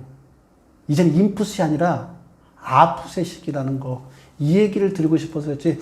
그 수산을 갖다 글쓰기가 좀 좋았던 것에 대한 것들을 강조하는 이유는 저한테 편해지니까 그래요. 근데 어떤 사람은 요리하는 걸 통해 가지고 하는 사람이고 어떤 사람은 축구를 발로 차오는 것들 하는 것들로 해서 자기 안에 있는 걸 아웃풋을 계속 끌어내는 사람이 있더라고요. 그러니까 그 각자 방식에 가지고 있는 것들이 다 다를 거예요. 자기가 가지고 있는 능력이나 탤런트. 근데 저와 같은 경우에는 글쓰기가 제일 좋았고요. 글쓰기가 좋았던 가장 큰 이유는 뭐였냐면요.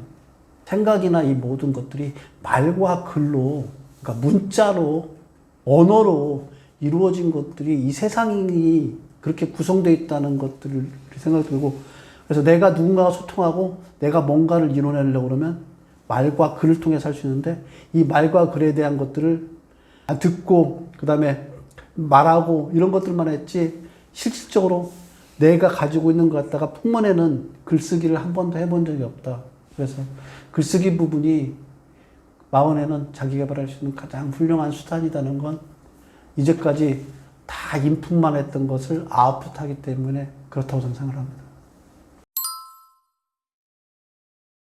그러니까 글을 썼기 때문에 퇴직 이후에 그래도 글을 쓰겠다는 마음이 생겼던 거고요. 그만큼 근육이 있었기 때문에 가능한 거잖아요. 여러분들 한번 글쓰기 한번 해보세요. 지금 마음에 책상 앞에 한번 딱 앉아보세요. 머리 하얄 거예요. 저도 그랬으니까.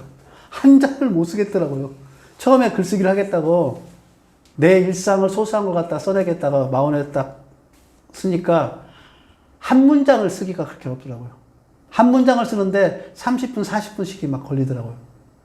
근데 이제 점점 하니까 조금씩 문장이 늘어나고 생각이 정리되고 하는 과정들을 갖춰줘. 그래서 내 안에 근력이 갖춰진 게 마음부터 50까지의 그 70년 동안에 하루에 한 줄이라도, 두 줄이라도, 세 줄이라도 써왔던 것들이 근력으로 내 안에 작동하는 거고요. 그러고 했기 때문에 퇴직하는 순간에 그래 나 뭐하지? 사실 퇴직하고 난 이후에 제가 하고 싶었던 것은 여행을 하고 싶었어요. 산티아고 순례길 여행을 하고 싶었는데 그 코로나 때문에 아무데도 못 가고 하니까 그러면 뭐하지? 그래 그냥 한번 써보자. 그런 다음에 책상에 딱 앉으니까 그동안 해왔던 근력들이 있으니까 글을 써지게 되더라고요. 내가 만약에 40에 자기개발, 글쓰기라는 자기개발을 하나 놨으면 퇴직하고 나서 책상에 딱 앉았는데 글이 나올까요? 저는 40에 했던 그 흔적들이 퇴직한 이후에 책상에 앉을 수 있게 만드는 밑바탕이 됐다고 생각합니다. 그 밑바탕 덕분에 그래도 꾸역꾸역 써내갔고 그 써내려갔던 것들을 갖다가 카페에 올렸고 카페에 올린 걸 보고 누군가가 편집자가 출판사에 연락이 와서 책을 내게 되고 그러다 보니까 작가로 됐고 작가로 됐는데 공교롭게 진짜 억세게 운 좋게 이 책이 베스트셀러가 가지고 베스트셀러 작가 되고 이런 과정들을 거치는데 가장 결정적인 역할을 했던 거는 아까 말씀드린 대로 40에 책상에 앉아서 한 줄이라도 억지로 써왔던 그 자기개발의 노력들이 퇴직 이후에 빛을 발한 겁니다. 이제 저는 글쓰기라는 걸로 해서 퇴직 이후에 빛을 발했는데 제 동료 중에 한 사람 얘기를 해드리면 이 사람은 지금도 직장생활하고 있어요. 여러분들 검색하면 다 아실만한 사람이니까 막 그분 이름 알려주는 것도 뭐 나쁘지 않을 것 같아서 그냥 얘기할게요. 송승선 상무라고 지금 라인에, 그러니까 네이버의 계열사의 라인에 해외 이커머스 본부장을 했어요. 그 친구는 상무만 18년째 하고 있어요. 그러니까 임원만 18년을 한 거예요. 그러면 그 친구가 임원만 18년을 할 수 있게 할 수 있는 힘이 조직 생활을 열심히 해서 됐을까요? 일을 열심히 했을까요? 아니에요. 호모 옴니쿠스라고 그 친구 책이 있어요. 그렇게 많이 팔린 책은 아닌데 호모 옴니쿠스라고 그 친구가 책을 썼어요. 그 직장을 다니면서. 그 친구는 이커머스, 그러니까 온라인에 대한 비즈니스에 대한 것들을 계속 관심이 많아가지고 그런 글들을 계속 직장 다니면서 쓴 거예요. 그렇게 쓰면서 자기 개발을 해놓으니까 이 친구는 이 회사에서 일을 하고 있지만 딴 데도 헤드헌터들이 자꾸 요청해서 이 일로 계속 점프하는 거예요. 다른 데서 헤드헌터들이 자꾸 스카우트 하는 거예요. 그러니까 글쓰기를 통해서 자기 일에 대한 것들을 자기 스스로를 개발했으니까 일과 자기 자신을 개발해 놓고 나니까 이제 그 사람의 능력을 갖다가 누구나 원하는 사람들이 된 거예요. 그래서 이 친구는 말 그대로 전문가예요, 이제. 이커머스의 전문가로 간 거예요. 이게 글쓰기의 장점이에요. 저는 글쓰기라는 것을 통해 가지고 작가로서 프리랜서로 전환했는데 성공했지만 그 친구는 그걸 해서 자기의 직업을 갖다가 잡을 갖다가 연장하는데 충분한 역할을 하게 되는 게 바로 글쓰기였었어요. 하나 더 예를 들어볼까요? 지금도 이제 하고 계신 분인데 이분은 시인이세요. 그 백화점에 저희 롯데 백화점에 정승인 사장님이신데요. 이분은 지금도 아직도 한성기업에서 대표 그 사장 일을 하시면서 지금도 아직도 글을 쓰고 계시고 시를 쓰고 계세요. 이분을 아마 혹자는 정승이라는 그 이름을 들으면 어떤 이름으로 표현하냐면 우주여행 경품콩 만든 사람. 롯데 백화점에서 센스 있었잖아요. 꿈을 실현해드립니다. 그래서 우주여행을 갔다가 그 다음에 또 한 가지는 경품으로 아파트를 갖다 그때 최초로 냈던 분이에요. 그러니까 이분은 일이 아니에요. 마케팅 부문장 하면서 일을 하는 게 아니라 뭐냐면 창의적인 거 뭔가를 갖다가 해나가는 거예요. 그게 어디서 나오냐면 글쓰기에서 나온 거예요. 시를 쓰고 이렇게 해나가면서 자기 스스로의 가지고 있는 것들이 인생을 살아가면서 일의 보고서에 갇힌 게 아니라 이거 이외에 사람들한테 롯데백화점이 그냥 옷만 파는 게 아니라 꿈을 파는 장소가 됐으면 좋겠다. 그러니까 경품으로 꿈을 팔 수 있게 그때 꿈이 뭐였냐면 아파트 한 채 갖는 게 서울 시내 아파트 한 채 갖는 게 꿈이니까 그걸 경품으로 내주기도 하고 우주에 이 부분을 꿈을 가지고 있는 분이 왔으니까 그분 롯데백화점 해주겠다. 꿈을 실현해주겠다. 그러니까 시인이었기 때문에 글을 써는 시인이었기 때문에 그런 것들이 나와서 지금까지도 그분은 시를 쓰고 지금도 아직도 일을 하고 있어요. 한성기업에서. 이거 이외에도 사례를 대라면 더 많이 될 수 있어요. 역사적인 사례까지 한번 대드릴까요? 역사적인 사례를 한다 그러면 이순신 장군이요. 우리나라에 세계적으로 해군 장군 중에 가장 뛰어난 장군으로 이순신 장군을 꼽을 거예요. 근데 이분이 인생을 놓고 보면은 이분이 33세에 문과도 아니고 무과에 4등으로 그러면 조선시대 때 33이면 이건 집안에서 보면은 저거는 골칫덩어리예요. 아니 33까지 된다고 활쏘기 이런 것을 하고 있는 양반 집안에서 얼마나 찌질했겠어요. 이 사람이 33세 무과에 4등으로 돼가지고 그 이후에 변방에서 떠돌다가 중요한 요직을 만나가지고 사실은 수군 통제사가 되고 그러고 난 다음에 그때 당시에 임진왜란이 했기 때문에 우리나라가 버틸 수 있었던 거예요. 그만큼 위대한 장군가 되는데 이렇게 될 수 있는 가장 큰 힘이 뭐였냐? 이분을 한마디로 얘기한다면 난중일기 글쓰기 하신 분이에요. 전쟁 중에도 난중일기란 글을 썼으니 평상시엔 얼마나 글을 썼겠습니까, 이분이. 그러니까 자기가 전쟁이라는 그런 일에 대한 것들을 글을 쓰면서 얼마나 객관적으로 바라보고 전쟁의 의미가 무엇인가를 갖다가 자기 개발을 해왔으면 그런 위대한 장군이 됐겠어요. 이런 사례들은 얼마든지 많습니다. 그러니까 대부분 다 회사에서 보면은 회사에서도 기획을 잘하거나 뭔가를 만들어내는 사람들, 이게 글쓰기를 잘하는 사람인데 이 사람들이 회사에 다 요직 맡고 있어요. 회사에서 보면. 그러니까 그런 능력들이 자기 자신을 개발하는데 얼마나 도움이 되는가는 제가 얼마든지 더 강조해도 할 수 있습니다. 얼마만큼 사례가 많기 때문에 여러분들 믿고 글쓰기를 통해 가지고 마흔에 한번 시작하세요.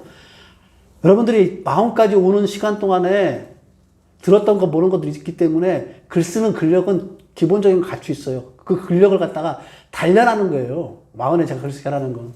단련하시면 여러분의 일도 좋아지고 여러분의 삶에 기본적인 살아갈 수 있는 근력도도 다 상승이 됩니다. 그러니까 마흔에 하세요. 주변에 보면 글쓰기를 통해 가지고 새로운 삶을 살아가는 사람들은 얼마든지 더 많아요. 여러분들 한번 보세요. 여러분들하고 같이 뭐 술 먹고서 얘기 많고 이런 사람들만 보시니까 그런 분들이 안 보이고 투자해가지고 돈 버는 사람들만 보니까 안 보이지 더 자세히 보세요. 글 쓰는 사람은 혼자서 글 쓰기 때문에 안 보이는 것 뿐이에요.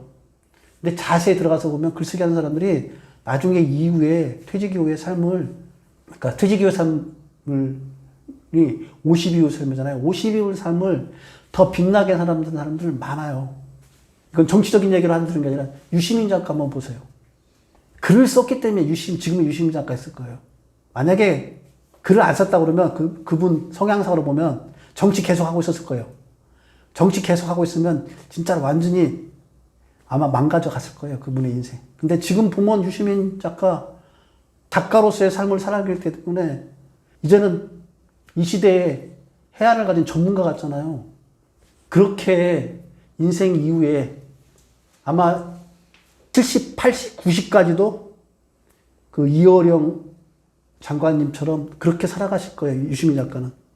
여러분들도 마찬가지로 퇴직 이후에, 은퇴 이후의 생활을 여러분들의 기본적인 토대 위에서 살아가시려고 그러면 글쓰기 마흔에 하셔야 됩니다. 마흔에 글쓰기 하는 것들이 그만큼 자기 자신의 안에 있는 내적인 힘들을 갖다 강화시킨다. 그렇게 보시면 될 것 같습니다. 저 이런 표현을 들고 싶어요. 안 쓰는 이유는 가장 큰 게 뭐냐면 시작하지 않아서 그래요. 막연한 두려움 때문에 그래요. 시작 한번 해보세요. 시작 한번 하고 나면은 그렇게 또 어려운 것도 아니에요. 근데 막연하게 두려움만 가져서 시작을 안 하는 게 저는 글쓰기 못하는 가장 첫 번째 이유고요. 두 번째 부분은 처음부터 작가가 되고 싶어요. 처음부터 잘 쓰려고 그래요. 세상에 처음부터 잘 쓰는 사람이 어디 있어요. 심지어는 이런 얘기까지 있어요. 해밍웨이가 한 얘기인데요. 초고는 다 걸레다. 해밍웨이 같은 위대한 작가도 처음에 글 쓸 때는 초고는 다 걸레라는 표현을 썼어요. 그러니 처음에 쓰는 글들이 졸리가 있나요? 그냥 쓰시는 거예요. 그러니까 시작을 해서 그냥 쭉 써가는 거. 이것만 하다 보면 이 글쓰기의 장점이 뭐냐면 지가 알아서 날 데려가 줘요. 조금씩 계속 써나가다 보면 이게 지가 알아서 날 데려가 준다니까요. 그게 글쓰기에 가지고 있는 장점이에요. 그래서 저는 글쓰기를 지독하게 안 하고 있는 40에게 얘기한다면 딱 두 마디만 해주고 싶어요. 써라. 써라. 써라. 그런 분들한테 지금부터 다른 거 하지 마시고요. 첫 번째 부분은 책을 좀 읽으세요. 종이로 된 책을 읽으세요. 첫 번째 부분은 종이로 된 책을 읽고요. 그 책을 읽다 보면 좋은 문장들이 나와요. 좋은 글들이. 그건 필사를 하세요. 필사를 하다가 필사로만 하기에도 너무 아까워. 낭독까지 하세요. 입으로 읽는 거예요. 손으로, 입으로. 여기까지만 하잖아요. 이걸 갖다가 저는 책을 읽고 책에 있는 좋은 문장을 필사하고 낭독하고 이걸 갖다가 한 3개월만 하게 되면 책상에 앉고 싶어요. 쓰고 싶어요, 자기가. 내 생각에 이런 것들이 있는데 막 쓰고 싶어져요. 그래서 거기까지 가기 전에 책을 좀 읽으시고 책을 안 읽고서는 글을 쓸 수가 없어요. 왜냐하면 책이 뭔가요? 글로 이루어진 쉽게 말하면 안내서 같은 거잖아요. 내가 글을 쓰겠다 그러면 책에 보면 나보다 먼저 쓴 작가들이 이렇게 글을 썼구나 하는 것 갖다가 표본 매뉴얼이 그 안에 다 포함되어 있는 거잖아요. 그러니까 책을 읽는 거 부분은 하지 않고서는 책을 쓰는 글쓰기를 하기가 어려워요. 그래서 첫 번째 부분은 우선 그냥 책을 좀 읽고 책을 읽은 것 중에 좋은 구절 나오는 걸 필사를 하고 필사 다음에 낭독까지 하고 난 다음에 그렇게 과정을 갖다가 3개월 정도 하면 나도 모르게 쓰고 싶은 생각이 들 거고, 그렇게 해서 쓰려고 앉는 순간에 잘 안 써질 거예요. 생각보다는. 그래도 꾸역꾸역 하루에 딱 3문장만 쓴다는 생각으로 하세요. 3문장만. 이렇게 하다 보면 저같이 됩니다. 저 이거밖에 안 했어요. 책을 읽고 좋은 문장 필사하고 낭독하고 그러다 보니까 쓰고 싶어서 3줄 같은 걸 써왔어요.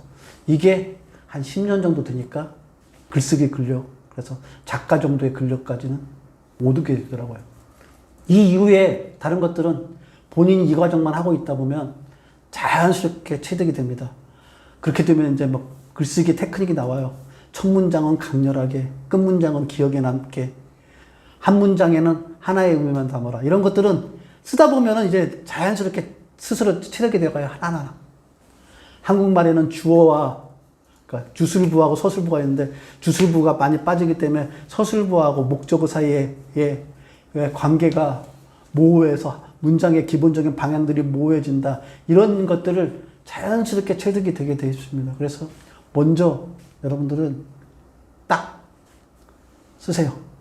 쓰고서 쓰는 것 부분을 시작하고 나면 그 다음에 알아서 자연스럽게 지금 제가 얘기했던 방법만 하게 되면 작가까지 올 수 있습니다.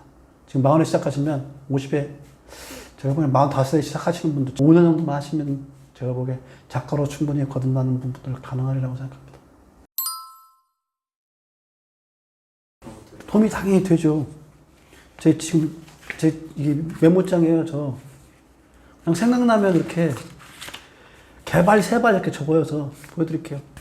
개발 3발 이렇게 적는 거예요, 그냥. 생각난 대로 머릿속에 떠오른 대로. 저 악필이라 개발 3발 적어놔요. 근데 이런 것들이 뭐가 되냐면 글을 대하는 경험들이잖아요. 글을 대하는 경험들이 쌓이면 자연스럽게, 그러니까 축구를 제일 잘하는 사람은 누구냐면 축구공을 끼고 다니는 사람이 제일 잘해요. 그러면 글을 제일 잘 쓰는 사람은 글을 끼고 다니는 사람이 잘하는 거예요. 그러니까 이런 공간에 이런 메모만 되는데도 글을 쓰는 거예요.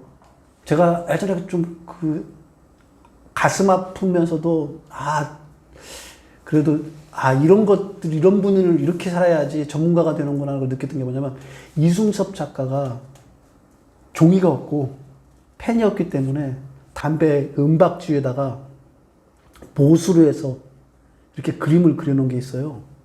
얼마나 가난했으면 그 은박지에다가 이렇게 그림을 그리고 싶었으면 그랬을까요? 그러니까 어느 한순간에 어느 공간만 나오더라도 그분은 아마 제주도에 살 때 바닷가에다가 그냥 모래에도 막 그랬다고 하더라고요. 그러니까 자기가 그리고 싶은 것들은 어디다가 다 그림을 그렸기 때문에 그분이 위대한 화가가 된 거예요. 그럼 글을 잘 쓰려고 그러면 공간이 비면 그냥 무조건 쓰는 거예요. 그리고 저는 심지어는 어떻게 하냐면 화장실에 가면 화장실에 문구 있잖아요. 휴지는 휴지통에 버리세요. 이 문장을 갖다가 휴지는 휴지통에 버리세요를 갖다가 어떻게 쓰면 훨씬 더 휴지통에 잘 걸릴까. 이런 생각을 해요. 글로써 사람들하고 어떻게 소통할 건가를 생각해요. 그러니까 어느 정도 글에 대해서 이렇게 계속 끼고 다니다 보면 주변에 있는 모든 것들이 글을 통해 가지고 자기가 안으로 갖다 스며들게 돼 있어요. 그래서 이렇게 하다가 보면 글을 잘 쓸 수밖에 없어요. 그러니까 글을 자기 안에 끌고 다니는 것들을 해야 돼요. 근데 요즘에 진짜 문제는 저는 영상을 많이 보잖아요. 영상하고 글하고는 달라요. 완전 달라요. 말하고 글하고 달라요. 근데 글을 익숙해지는 거는, 영상은 익숙해지는 게 쉬워요. 말에 익숙해지는 것도 쉬워요. 근데 글에 익숙해지는 데는 시간이 좀 필요해요. 그래서 글에 익숙해지는 것들을 40에는 꼭 하셔야 돼요. 그렇지 않으면 점차 그래서 멀어져요.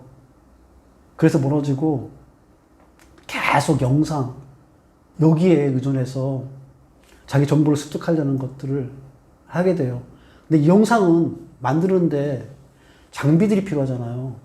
그래서 이 영상을 갖다 잘 만드는 것들을 통해 가지고 자기를 인풋, 아웃풋 하는 것들을 하기에는 돈이 너무 많이 들어가요. 근데 글을 쓰게 되면 아웃풋이 쉽게 된단 말이에요. 근데 그걸 하려고 그러면 글에 익숙해져야 돼요. 그래서 영상은 자기가 받아들이는 게 쉬운데 영상을 통해서 아웃풋 하는 게 어려워요. 말은 받아들이기 쉬운데 말을 통해서 아웃풋하기가 어려워요. 가장 쉬운 거는 뭐냐면 글을 통해서 자기를 아웃풋하는 게 가장 쉬워요. 가장 자기한테 깊게 들어올 수 있고, 그래서 글을 통해서 하는 그런 글쓰기가 그만큼 자기 개발에 큰 역할을 한다는 걸 갖다가 아셔야 될 것 같습니다. 여러분들이 지금 오해하는데, 글을 통해서 하는 건 저같이 이제 작가로 되는 것들은 1%밖에 안 되는 거예요. 그러니까 글을 쓰는 통해서 진짜 내가 하라는 건, 자기 개발하는 건 뭐냐면 글을 쓰는 통해 가지고 내 안의 가능성을 발견하라는 의미로 얘기한 거예요. 그런 분 되게 많아요. 글을 썼기 때문에 자기 일이 더 잘할 수 있게 됐잖아요. 아까 말한 송승선 그 상무 같은 경우에는 그런 분 이외에 글을 썼기 때문에 자기 개발을 더해서 다른 방향으로 나가신 분들을 수도 없이 많다니까요. 제가 아까 이순신 장군도 예를 들었던 건 뭐냐면, 이순신 장군이 찌질이었다는 얘기를 내가 한 이유가 이거예요. 찌질인데 전쟁이라는 걸 글을 쓰면서 전쟁에 필요한 요소들을 갖다가 자기 스스로 안에 내재화 시킬 거기 때문에 그 역할을 수행할 수 있는 거예요. 그래서 글을 쓰라고 하는 이유가 글을 통해 가지고 작가가 되라? 전 그 얘기를 하고 싶은 게 아니라 여러분 안에 있는 가능성을, 여러분의 가능성이 어떤 가능성인지 잘 모르겠어요. 근데 여러분의 안에 분명한 가능성이 있고 그 가능성을 갖다가 글쓰기를 통해 가지고 볼 수가 있어요. 왜냐하면 글쓰기 역할이 뭐냐면, 글쓰기는 현미경 같은 역할을 해요. 내 안에 이런 가능성이 있는 걸 갖다가 글쓰기라는 걸 갖다가 보면은 자세히 보여요. 요즘 이제 와이프가 하고 이제 많이 지내니까요. 저 와이프 얘기를 좀 많이 할 수밖에 없는데, 와이프하고 이제 지내다 보면 와이프가 이제 항암치를 끝내고 이제 몸이 어느 정도 회복하니까 재취업을 하겠대요. 그래서 제가 와이프한테 그런 얘기 했어요. 재취업하지 말고 지금부터 네가 더 잘할 수 있는 가능성 있는 무언가를 네가 찾아봐라. 그 수단으로 하면 글쓰기를 한번 해봐라. 그래서 와이프가 글쓰기를 하고 이렇게 하면서 내가 제일 잘할 수 있는 게 무엇인가를 갖다 발견하기 위해서 했는데, 와이프는 자기가 예전에서 보니까 몸을 움직이고 이런 것들을 되게 좋아했다고 그러더라고요. 그러면 모델, 시니어 모델 이런 거 한번 도전해봐라. 그래서 지금 와이프는 이제 지역에서 하고 있는 지역에 뭐 50 플러스라 이런 것들을 거의 저렴한 가격에 지원해주는 프로그램이 많아요. 그래서 거기에 모델 수업을 받고서, 그래서 그 모델 수업을 받고 와서는 또 집에 와서 연습하고 내 동작의 장점을 이렇게 적고하면서 자기가 모델로서 할 수 있는 것들을 갖다가 개발해 나가는 역할들을 지금 그렇게 하고 있더라고요. 제가 말하는 건 이거예요. 글쓰기를 통해서 글을 잘 써서 작가가 되라. 이게 자기 개발이 아니라 글을 통해서 쓰다 보면은 글쓰기가 현미경의 역할을 해서 내 안에 잠재력이 무엇이고 이걸 갖다 개발해낼 수 있는 것들이 요소가 있는 거예요. 제 선배 중에, 롯데백화점에 있던 선배 중에 이장화라는 그 전문님이 계신데, 이분은 여행을, 산 타는 걸 그렇게 좋아하세요. 근데 아마 이분이 여행과 산 이걸로만 끝났으면 지금의 그분의 모습이 없을 거예요. 그분은 지금 여행 작가예요. 여행을 하면서 글쓰기를 하기 때문에 어디 한 곳을 가더라도 그냥 걷는 듯이 오고 가는 게 아니라 자기가 가게 된 그 여행지에 대한 모든 것들을 자기 안으로 끌어들이고 와요. 왜냐하면 써야 되기 때문에. 이번에 지금 쿠바 여행 가셨는데, 쿠바 여행하고 남미 여행 이렇게 돌고 계신데 지금 18일째 돌고 계신까지 봤는데, 그분 이제 페이스북에서 나는 지금 어디에 있는데 어디에서 내가 보았던 것들, 거기 여행에 대한 느낌들을 갖다 페이스북에 다 글로 쭉 올리는 것 때문에 제가 그걸 할 수 있었어요. 근데 그분은 그렇게 해서 글을 써서 올렸기 때문에 혼자서 페루 여행 갔던 것들이 자기 안에 내재되는 걸로 자기 지분으로 쌓이게 되는 거예요. 이게 글쓰기 역할이란 말이에요. 여행을 더 여행답게 바라볼 수 있는, 그걸 갖다 안으로 갖다가 끄집어낼 수 있는 역할들이 바로 글쓰기인 겁니다. 그러니까 글쓰기를 통해서 작가로, 전문가로 되라, 이런 얘기를 하고 싶은 게 아니라 글쓰기를 통해서 자기 안에 있는 잠자력을 끄집어내시라고, 글쓰기를 하시라고 말씀드린 겁니다. 저는 자격증을 취득해라, 어떤 자격증을 취득해라. 자격증을 취득해라. 마흔에 얘기하는 건 이유는 하나예요. 자격증은 사회적 증표잖아요. 자기개발에 대한 것들은 보여지는 거, 사회적으로 그러는 게 아니라 내 안에 내재된 힘인데, 이게 사회적으로 증명할 수 있는 증표로 남아있는 게 뭐냐면 자격증이에요. 자기개발의 역사예요. 바리스타 했다는 얘기는 자기개발에 사회적으로 인정받는 거, 증표예요. 그러니까 이 증표는 나는 가지고 있어야 된다고 생각해요. 이게 도움이 되느냐 안 되느냐 이거는 나중에 문제고, 자기개발의 사회적 증표쯤은 가지고 있어야 되는 거예요. 저는 자기개발의 사회적 증표로 뭐를 하냐면 박사학위라는 라이센스를 갖다 가지려고 하는 것들. 이것도 자격증이에요. 박사라는 게 자격증이잖아요. 이거와 마찬가지로 여러분들이 하고 있는 것 중에, 자기개발 하고 있는 것 중에 끝단에 사회적 증표가 필요한 것들은 자격증을 갖다 획득하세요. 그런 의미로서 자격증이 의미가 있는 겁니다. 근데 혹자는 이렇게 하더라고요. 아, 이 자격증을 따면 내가 퇴직 후에 이 자격증을 가지고서 내가 밥 벌여 먹을 수 있어. 아휴, 그런 자격증은 만만히 없어요. 그렇게 자격증을 따는 게 아니라 내가 자기 개발에 끝단에 사회적 자격증이 필요해서 하는 것들로 가셔야 돼요. 그런 개념으로 자격증을 갖다가 보셔야 되지, 아, 내가 주된 일자리가 끝나고 난 다음에, 아, 이걸 통해 가지고 이 자격증을 통해서 부가적으로 소득을 얻을 수 있는 수단을 담겠다? 그렇게 하는 것들이 그렇게 성공은 제가 보니까 많지는 않더라고요. 솔직하게 말씀드리면 그렇게 해서 성공하신 분들은 그렇게 많지 않더라고요.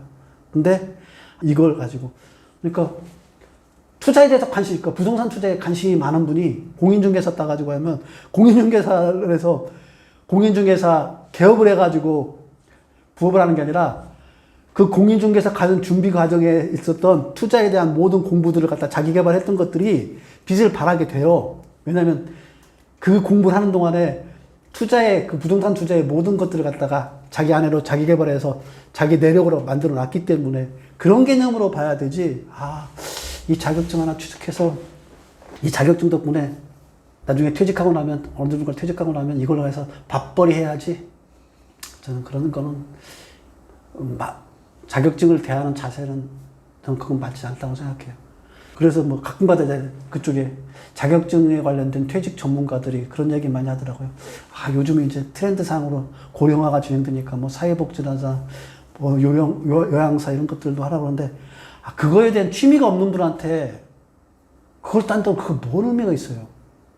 전반기에 주된 일자리에서 자기가 원하지 않은 일을 소득과 돈을 위해서 그만큼 해왔으면 그 일자리 끝나고 난 이후에 자기가 진짜 하고 싶은 일들을 해나갈 수 있게 그런 토대를 만드는 것들이, 그게 개인전에 대한 준비인데, 50의 개인 준비인데, 또 자기가 원하지 않은 걸 갖다가 단체전에 맞추려고 그 단체전 종목에 대한 것들, 원하지 않는 역할들을 해나가는 거, 저는 그런 걸로서 자격증을 얘기하고 싶지는 않습니다.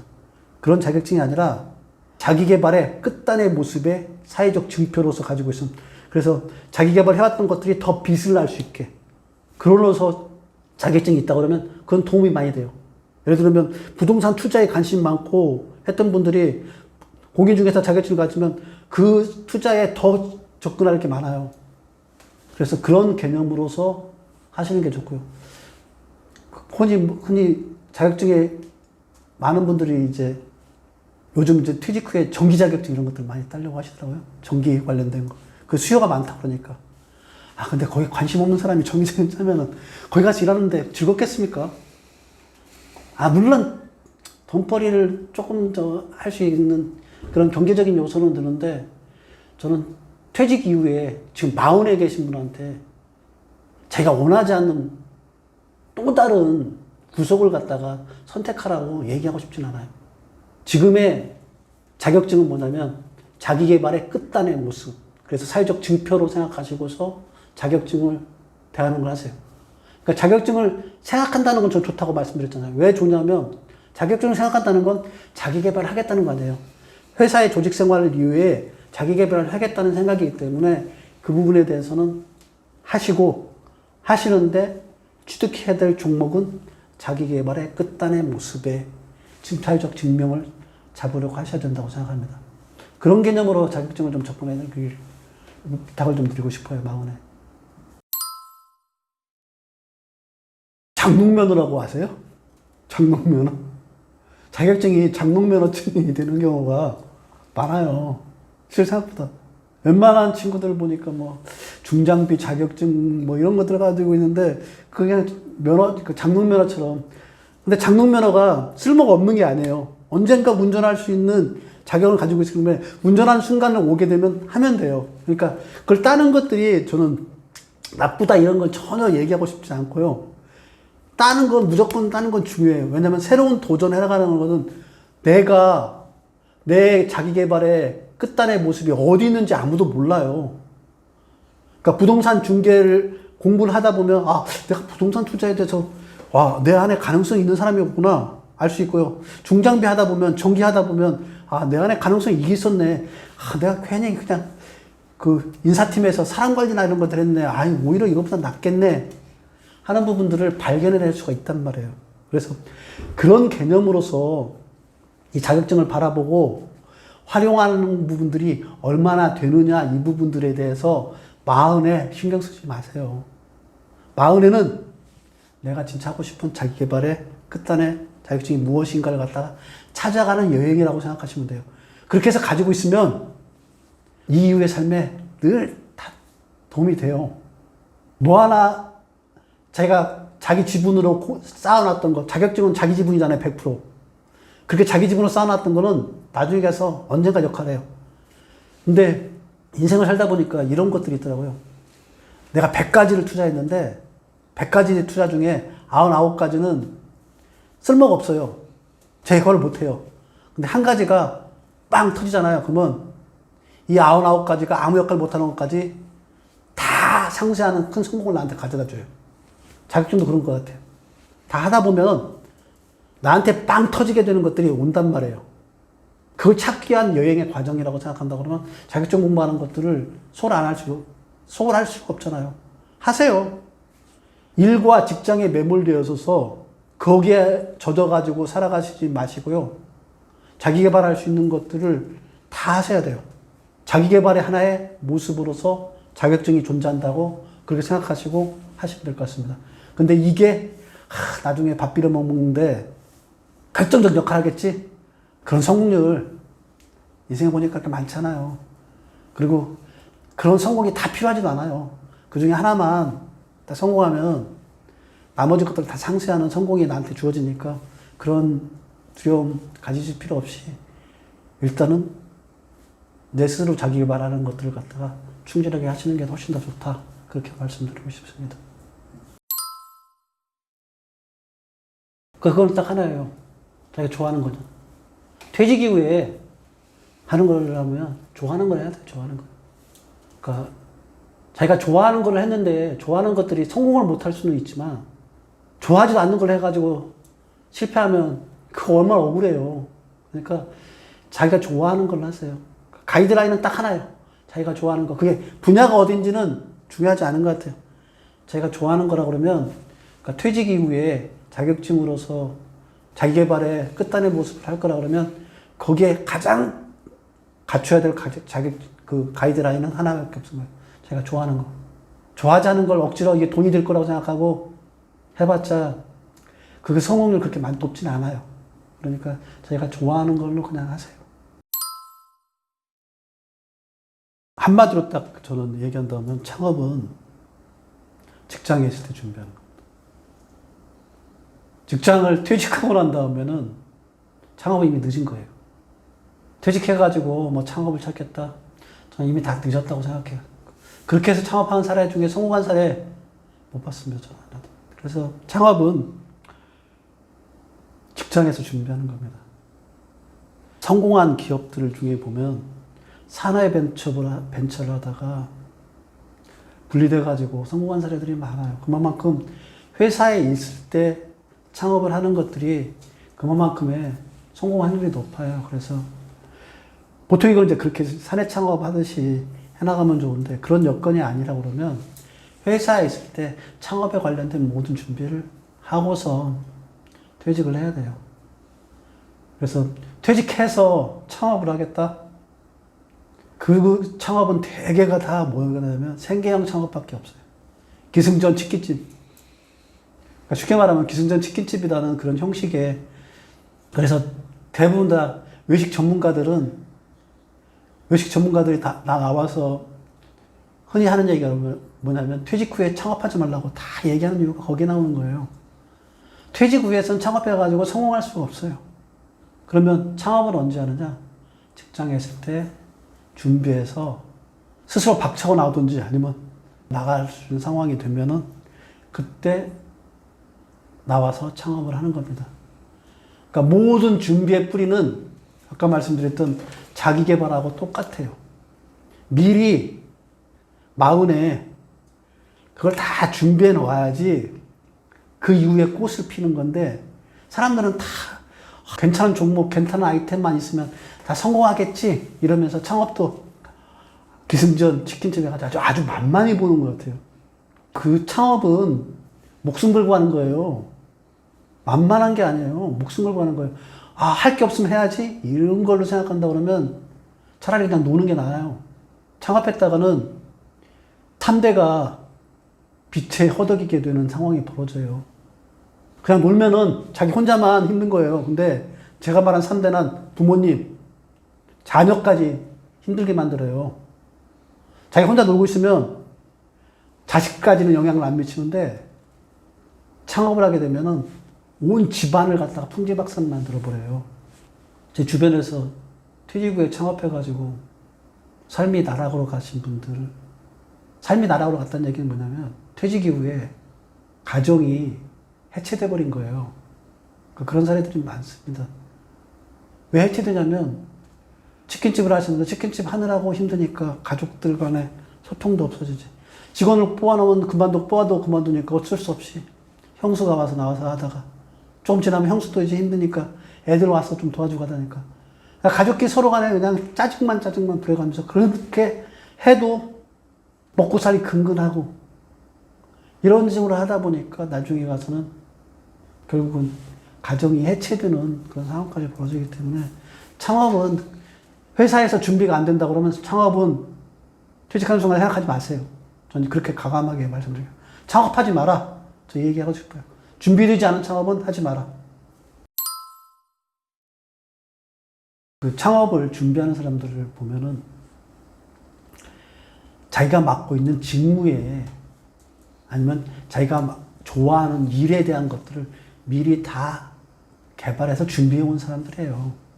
어떤 식으로 개발하냐면 대표적으로 이제 2명의 사례를 제가 들어서 얘기한다면 한 친구는 축산업에서 이제 고기 이렇게 매장에서 칼질해가지고 고기를 썰어서 팔던 친구에 우리는 이제 그쪽에 이제 신선 전문가라서 실장이라고 표현하는 친구였는데 그 친구 중에 하나가 해오면서 그 친구는 이제 계속 자기 개발을 한 거예요. 내가 이 회사를 그만두는 순간에 뭘 할 것인가를 미리 생각해서 아, 좋은 고기는 어떤 고기인가 해보면서 이게 고기가 겉으로 보는 거하고 잘라보고 요리해보는 거하고는 전혀 달라요. 그래서 어떤 고기가 좋은 고기인가, 어느 업체에서 들어오니까 좋은 고기가 들어오고 어느 지역에서 오는 거니까 어떤 부위가 오면 맛있고 이런 것들을 갖다가 계속 자기 나름대로 준비해 나가면서 그래서 회사가 퇴직하는 순간에 창업을 했어요.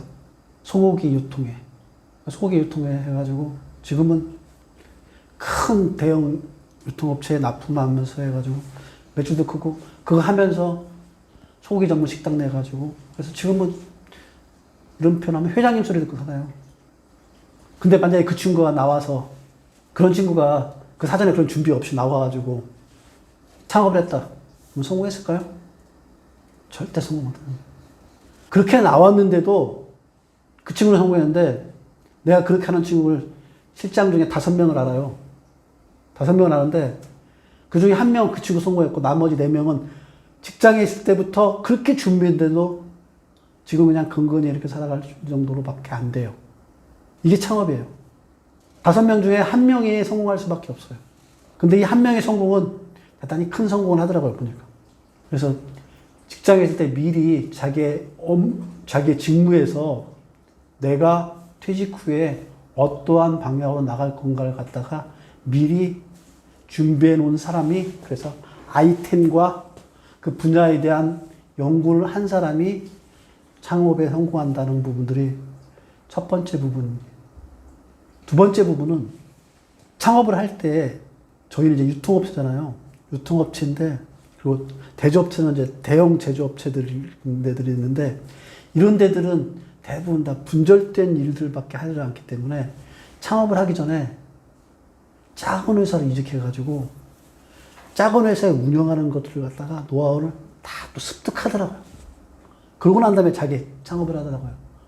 근데 대기업에 있을 때 바로 창업하는 게 아니라 작은 데 가서 작은 회사를 갖다가 어떻게 운영하는지를 갖다가 직접 경험해보고 창업하는 사람들이 성공을 하더라고요. 그 대표적인 게 지금 아까 얘기했던 그 친구예요. 나머지 4명은 회사 그만두자마자 바로 창업을 했고 이 친구는 좀 작은 회사에 들어가서 거기서 바닥 현장에 대한 것들을 다 경험하고 그러고 난 다음에 그 길을 갖다가 오고서 창업을 딱 한 거예요. 그래서 직장에 있을 때 준비를 이렇게 해놔고 그러고 난 다음에 창업 시장, 이 시장의 룰이 어떻게 적용되는가, 특히 중소기업들의 룰이 어떻게 적용되는가를 갖다가 몸으로 체득한 사람들이 나와서 성공을 하더라고요. 그래서 이런 성공을 할 수 있게 한 준비들이 이미 다 직장에 다니면서 그 부분에 대한 플랜들을 가지고서 한 사람들이고요. 이런 사람들이 이제 더 성공할 수 있게 되는 토대는 뭐냐면요. 아이템과 어떻게 해나갈 건가에 대한 것들을 구축을 해서 이제 나가게 되는데 그 이후에 이제 2가지가 못 갖춰가지고 대부분 다 실패를 하게 돼요. 뭐냐면 자본이 없다든가 운영 시스템이 없다든가 이것 때문에 실패하는 경우들이 많아서 그래서 자본과 운영 시스템을 갖다가 어떻게 운영할 건가에 대한 것들을 그러니까 이거는 금융적인 거, 시스템적인 거 이 부분들에 대한 것들을 별도로 공부한 사람들이 성공을 하더라고요. 그 친구도 일부러 경영 전문가 과정 이런 것들을 통해 가지고 회사의 사장들이 어떤 마인드로 어떻게 자본을 끌어들이고 어떻게 시스템으로 구축해가지고 운영하는 걸 갖다가 이 친구는 다 공부하더라고요. 그러니까 이렇게 3가지가 처음에 회사에 있을 때부터 아이템에 대한 준비, 그리고 나와서 운영상의 프로세스의 자잘한 부분들 준비, 그리고 경영과 시스템을 갖다 어떻게, 금융과 시스템을 어떻게 구축할 건가에 대한 3가지를 갖다가 갖추고 있는 사람들이 나와서 창업해야 되기 때문에 그 창업까지 가기 이전에 우리 눈에는 창업의 이 모습만 보이는데 이 밑에 그 빙산의 밑바탕에 있는 이 준비가 얼마나 철저한 건가를 갖다가 볼 수 있는 사람들, 그걸 준비를 해온 사람만이 창업에 성공한다고 저는 얘기해드리고 싶어요. 그래서 창업에 성공한 사람들의 막 겉에 화려함만 쫓고서 창업을 한다든가 아니면 현재 당장의 소득에 쫓겨가지고 한다든가 이런 창업들은 대부분 다 실패한다. 그렇게 얘기해드리고 싶습니다. 그래서 그렇게 성공한 사람들의 반면교사를 삼으려고 그러면 그런 사람들을 자세하게 공부하셔야 된다. 이 얘기를 말씀드리고 싶습니다. 저는 이제 직장 내에서 그 친구들을 이제 바라봤잖아요. 그 친구들은 먼저 창업했으니까. 벌써 창업한 지가 10년 가까이 되니까. 성공한 친구는 10년 가까이 되고, 나머지 친구들도 10년 가까이 되는데, 처음에 직장에 있으면 바라보는 시간은 이거예요. 안에 전쟁터라면 밖에는 지옥인데 저기서 살 수 있을까? 걱정이 앞서는 거지. 성공할 거라고 예측한 사람들은 거의 없어요. 그러니까 위험 요소에 뛰어드는 거하고 똑같다고 생각을 해요. 다 대부분 다 그런 식으로 바라보고. 그래서 성공률도 그렇게 높지 않을 뿐만 아니라 직장 같은 안전한 그런 것들하고는 좀 다른 차원의 세계가 창업에는 있다는 거, 그걸 정확하게 인지하셔야 돼요. 그렇게 바라보고 있고, 사회는 현실적으로 그런 수밖에 없고, 그래서 창업을 한다 그러면 미리부터 준비하거나 또 한 가지는 더 얘기해드리고 싶은 거는 뭐냐면 50 넘어서는 창업을 하지 않는 게 좀 맞는 것 같아요.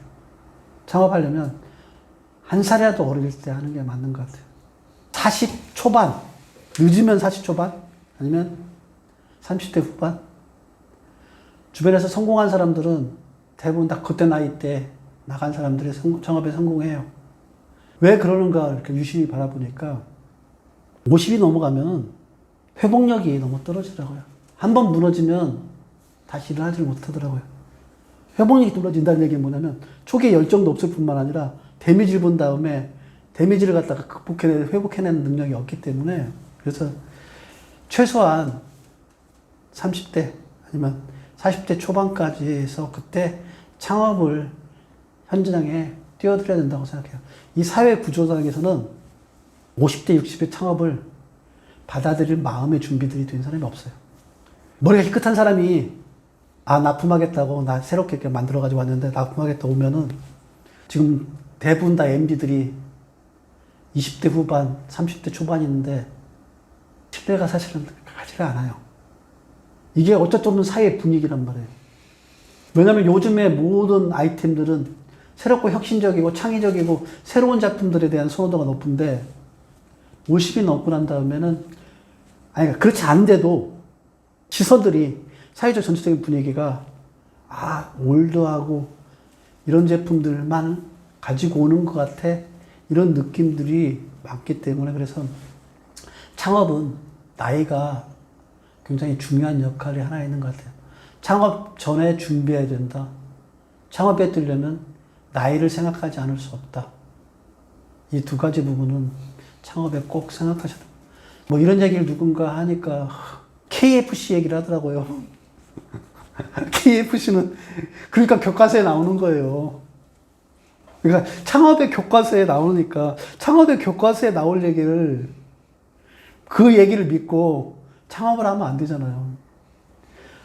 한 번뿐인 인생인데 그런 분들의 얘기들을 교과서에 나올 만한 얘기를 듣고 한다 그러면 성공률이 그만큼 떨어지잖아요. 그러니까 미리 그 직장 다닐 때 준비하시고 그리고 나이도 되도록 젊었을 때 자기가 창업이라는 걸 하고 싶다 그러면 창업을 하시고 그렇지 않다 그러면 아까 말한 자기 개발하세요. 자기 개발하셔가지고 자기 스스로의 개발된 것들을 통해서 프리랜서로 일을 할 수 있는 부분들을 그러니까 프리랜서는 독립적인 거예요. 자기하고 창업은 회사를 만드는 거잖아요. 프리랜서는 자기 스스로 주도적으로 자기의 직업을 가져가는 것들하고 다르기 때문에 차라리 프리랜서로 나아갈 방향을 갖다 설정하는 게 낫지 창업으로 설정하는 부분들은 그만한 많은 위험성이 있고 준비할 점이 많다. 그래서 거기에 한계점도 나이라는 한계점까지 왜냐하면 창업은 회사에 자기 회사를 가지고서 자기 제품을 가지고서 누군가한테 팔아내고 그 팔아낸 영업을 해야 되는 입장이기 때문에 그런 입장에서는 나이가 주는 핸디캡도 분명히 있기 때문에 그래서 젊은 나이에 창업해야 되는 것들이 맞다고 생각합니다. 아니요. 대기업이 오히려 더 한정적일 수가 있어요. 대기업에서 아까 인맥 얘기했는데 인맥은 대기업에서 좋을 수가 있는데 대기업은 한정된 자기 업무밖에 하잖아요. 근데 중소기업은 다 해요. 물건 사입부터 판매까지 그 모든 과정을 다 해보기 때문에 자기가 스스로 이 업에 대해서 좀 더 공부하고자 하는 마음이 있으면 중소기업이 오히려 더 나아요.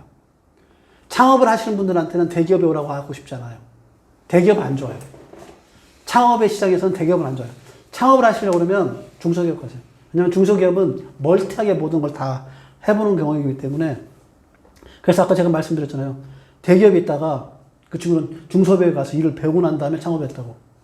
나머지 직접 바로 대기업에 있다가 창업한 친구들은 폰만 잡다가 지금도 그냥 그렇게 살아가요. 대기업에 있으면 폼이 늘어버려요. 흔히 말하는 이 일을 갖다가 자기가 한정된 직무에서 자세 우아하게 했던 것밖에 없기 때문에 근데 중소기업에서는 다 모든 것들 몸으로 다 경험할 수밖에 없잖아요. 그래서 창업을 하시는 분들은 저는 중소기업이 더 많다고 생각해요.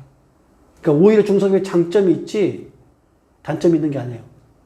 대기업 나온 사람들은 대부분 다 몸으로 일을 안 하고 입으로 일을 하기 때문에 초기에 창업에서 입으로 일하는 사람들 다 망한다고 보면 돼요. 가장 흔한 얘기 있잖아요. 식당에서 주인이 없으면 그 식당의 성공률은 0%라고 하잖아요. 주인이 주방의 일에 대해서도 알고 홀 서비스에 대해서도 알고 카운터에서 금융이 돌아가는 것들 알고 이렇게 하는 식당이 그래도 성공하지 주인이 딱 차려만 놓고 밖에 나돌아다니면 다 망해요. 너 일 열심히 해. 이거 잘해야 돼. 뭘 해야 돼. 뭘 해야 돼. 이렇게 입으로 하는 식당이 성공할 일 전혀 없습니다. 마찬가지로 창업도 자기 스스로 다 모든 걸 다 끝까지 다 해요. 그래서 대기업에 있다가 중소기업 가면은 되게 적응을 못하는 이유가 뭐냐면요. 창업자들하고 갈등 때문에 적응을 못해요. 창업자들은 몸으로 익혀쓰는 사람들이라 시스템으로 어떻게 흘러가는지 전략이 뭔지 이런 것들 모르더라도 몸으로 본능적으로 느껴가지고 왜 그게 필요하냐면 이 창업의 건 뭐냐면 거의 금유탁이라서 몸을 이쪽으로 할 때, 이쪽으로 할 때, 뒤로 불 때, 앞으로 갈 때. 근데 대기업에 있는 사람은 계속 한 방향으로 힘만 주던 것만 해와서 전략적으로 가는 것들이 익숙한 사람들이 중소기업에 가가지고 실질적으로 일을 하면 못해요. 그래서 오너들이 도대체 뭘 배웠는지 그러면 또 거기서 일하는 사람은 불만은 뭐냐면 도대체 시스템도 없고 마음대로 하는 것들 언제까지 나갈 수 있냐. 천억이 넘어가, 매출 천억이 넘어가도 저게 될 것이냐. 이런 식의 말들을 하면서 서로 간에 갈등이 생겨버려요. 그래서 창업을 하려고 그러면, 아까 말씀드린 대로 중소기업에서 현장에 있는 실무적인 단단한 근육들이, 장근육들이 발달돼야 돼요. 그래서 흔히 얘기할 때 창업은 마라톤이라고 얘기하고 대기업에 있는 거는 단거리 선수라고 얘기해요. 허벅지 막 이만큼 굵어가지고 막 겉에 있는 근육들이 이렇게 빵빵해요. 보디빌더 아주 막 이렇게 있는데 이 사람들 힘 하나도 못 써요. 마라톤 하다 보면. 오히려 이게 제약이에요. 그러니까 창업에는 중소기업에서 장근육을 키웠던 사람들이 성공할 사례가 많다는 거. 그게 창업의 기본적인 성공이고 이제 거기서 중소기업에서 대기업까지 이제 올라가려면 그때 필요한 게 뭐냐면 큰 근육들이에요. 그때 시스템이 필요한 거고. 그렇게까지 갈 게 아니라고 그러면 장근육만으로 버텨주는 것들이 창업의 현재 시작이란 중요한 부분이기 때문에 그 부분들을 익힐 수 있는 건 중소기업에서 익히는 게 훨씬 낫다고 생각합니다. 그러니까 현장에 대한 얘기를 보통의 기업에 있는 사람들이 다 강조를 하는데 안 나가요. 안 나간다는 얘기 뭐냐면 책상에 앉아서 공부하는 거예요. 책상에 앉아서 업무를 하는 겁니다. 그러니까 현장에 대한 이해도가 왜 중요하냐면요. 대부분 다 책상머리에 앉아가지고 일들을 다 해요. 직장생활 한 20년 하게 되면 다 관리자나 이렇게 됐기 때문에 책상머리에서 앉아서 일을 하기 때문에 현장을 모르고서 그러니까 탁상공론들만 계속 반복하는 걸 하루 종일 하다가 끝나는 경우가 많아요. 그렇게 되면 실질적인 본질적인 일들을 갖다가 안 보기 시작하면 뭐냐면 현장과 거리가 멀어지기 때문에 그 사람의 기본적인 실력들이 떨어져 나갈 수밖에 없어요. 떨어질 수밖에 없기 때문에. 그래서 현장에서 배워야 돼요. 저도 그 일을 하면서 제가 그래도 어쩌면 대표님한테 인정을 받았던 것 중에 가장 큰 게 뭐였냐면 저는 주중에는 어차피 회의다 뭐다 이런 것들 때문에 현장을 갈 수 없기 때문에 주말에는 꼭 현장을 갔어요. 현장을 가서 현장이라는 우리는 매장이잖아요. 매장에서 어떻게 운영되고 있는지, 고객들은 상품을 어떻게 바라보는지, 그리고 매장에서 실제로 재고가 쌓이는 게 뭔지, 잘 파는 상품이 뭔지, 실제로 판매 데이터에서 볼 수 없는 부분들을 현장에 가면 다 보여요. 그렇게 되면 다음번에 의사결정을 하는데 어떠한 의사결정이 중요한 핵심인가를 갖다가 캐치하게 돼요. 근데 이런 것들을 캐치를 안 하고 계속 책상에 앉아서 데이터만 보고 사다 보면 현장을 놓치게 되는데 이게 어디서 이제 드러나냐면요. 퇴직하고 나면 드러나요. 퇴직하고 나면은 이런 얘기하면 그런데 대기업 유통에서 임원까지 한 사람이 풀빵 장사도 못해요. 쪽팔리도 못하는 게 아니라 풀빵 장사 하나도 운영할 수 있을 만큼 현장에 대한 경험이 없는 거예요. 어떻게 파는지도 모르고 어떻게 굽어야 되는지 이런 부분들에 대한 것들을 다 잃어버린 거예요. 그래서 퇴직 이후에 자기 스스로 지분을 가질 수 있는 거는 책상 안에서 탁상공론했던 것들이 아니라 현장에서 직접적으로 몸으로, 눈으로, 그래서 백문이 불여일견이라고 그러잖아요. 직접 본 거하고 누구한테 들은 거하고 데이터하고 보는 거하고 100% 차이 있어요. 이런 것들이 안에 쌓인 사람하고 안 쌓인 사람하고는 실력 격차가 큽니다. 특히 창업을 하는 분들, 이런 분들은 현장의 경험 없이는 창업하면 100% 실패해요. 그래서 현장에 경험이 있는 사람이 그래도 창업에 많이 하는 거예요. 우리도 보면 현장에 있던 사람이 창업했지 본부에 있던 사람이 창업해서 성공한 사람 없어요. 본부에서 창업해서 성공했던 건 딱 하나 부서예요. 인사팀에 있던 사람이 나와서 헤드헌터 회사 차렸는데 그거 하나 성공했더라고요. 왜냐면 인사팀의 현장은 헤드헌터 현장하고 똑같아요. 사람을 갖다 취업하고 배치하고 하는 것들이 이런 것들이 있기 때문에. 그래서 현장이 그만큼 중요한 부분이기 때문에 자기의 일에 대한 지분, 자기 개발의 지분을 늘려가려고 그러면 특히 창업까지 생각하고 계시는 분이라면 현장을 최소한 일주일에 한 번 정도는 가서 계속 내 몸 안에 현장의 경험들을 갖다가 쌓아가는 노력을 하셔야 된다. 그 얘기 때문에 현장 경험을 그렇게 강조했던 겁니다. 그렇게밖에 되지 않아요. 그러니까 젊었을 때나 신입사원일 직원일 때는 손하고 발로 일을 한다고 그래요. 근데 위에 고위직을 올라가면 올라갈수록 입과 이걸로 일을 한단 말이에요. 입과 이걸로 하는 것들은 자기 지분으로 이렇게 남겨지는 것들이 그렇게 많지가 않아요. 물론 이 에너지가 모든 걸 갖다가 방향을 결정하고 선택을 결정하는 것들은 맞아요. 근데 그 선택의 결정이 옳으냐 그르냐 바르냐 똑바로 가고 있냐를 갖다가 정확하게 가늠할 수 있는 건 뭐냐면 손하고 발이에요.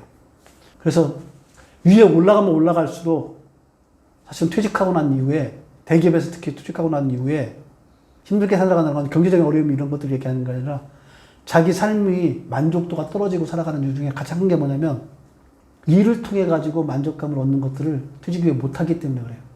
그런 열망은 이미 고지까지 올라갔으면 가득 찼는데 거기서 만족감을 못 얻는 거예요. 그 만족감을 어디서 얻느냐면 손과 발이 했던 그 현장에서 그 부분에 대한 만족감을 얻는 일들을 찾아낼 수가 있는 겁니다. 그래서 현장은 진짜 100번 강조해도 중요하다.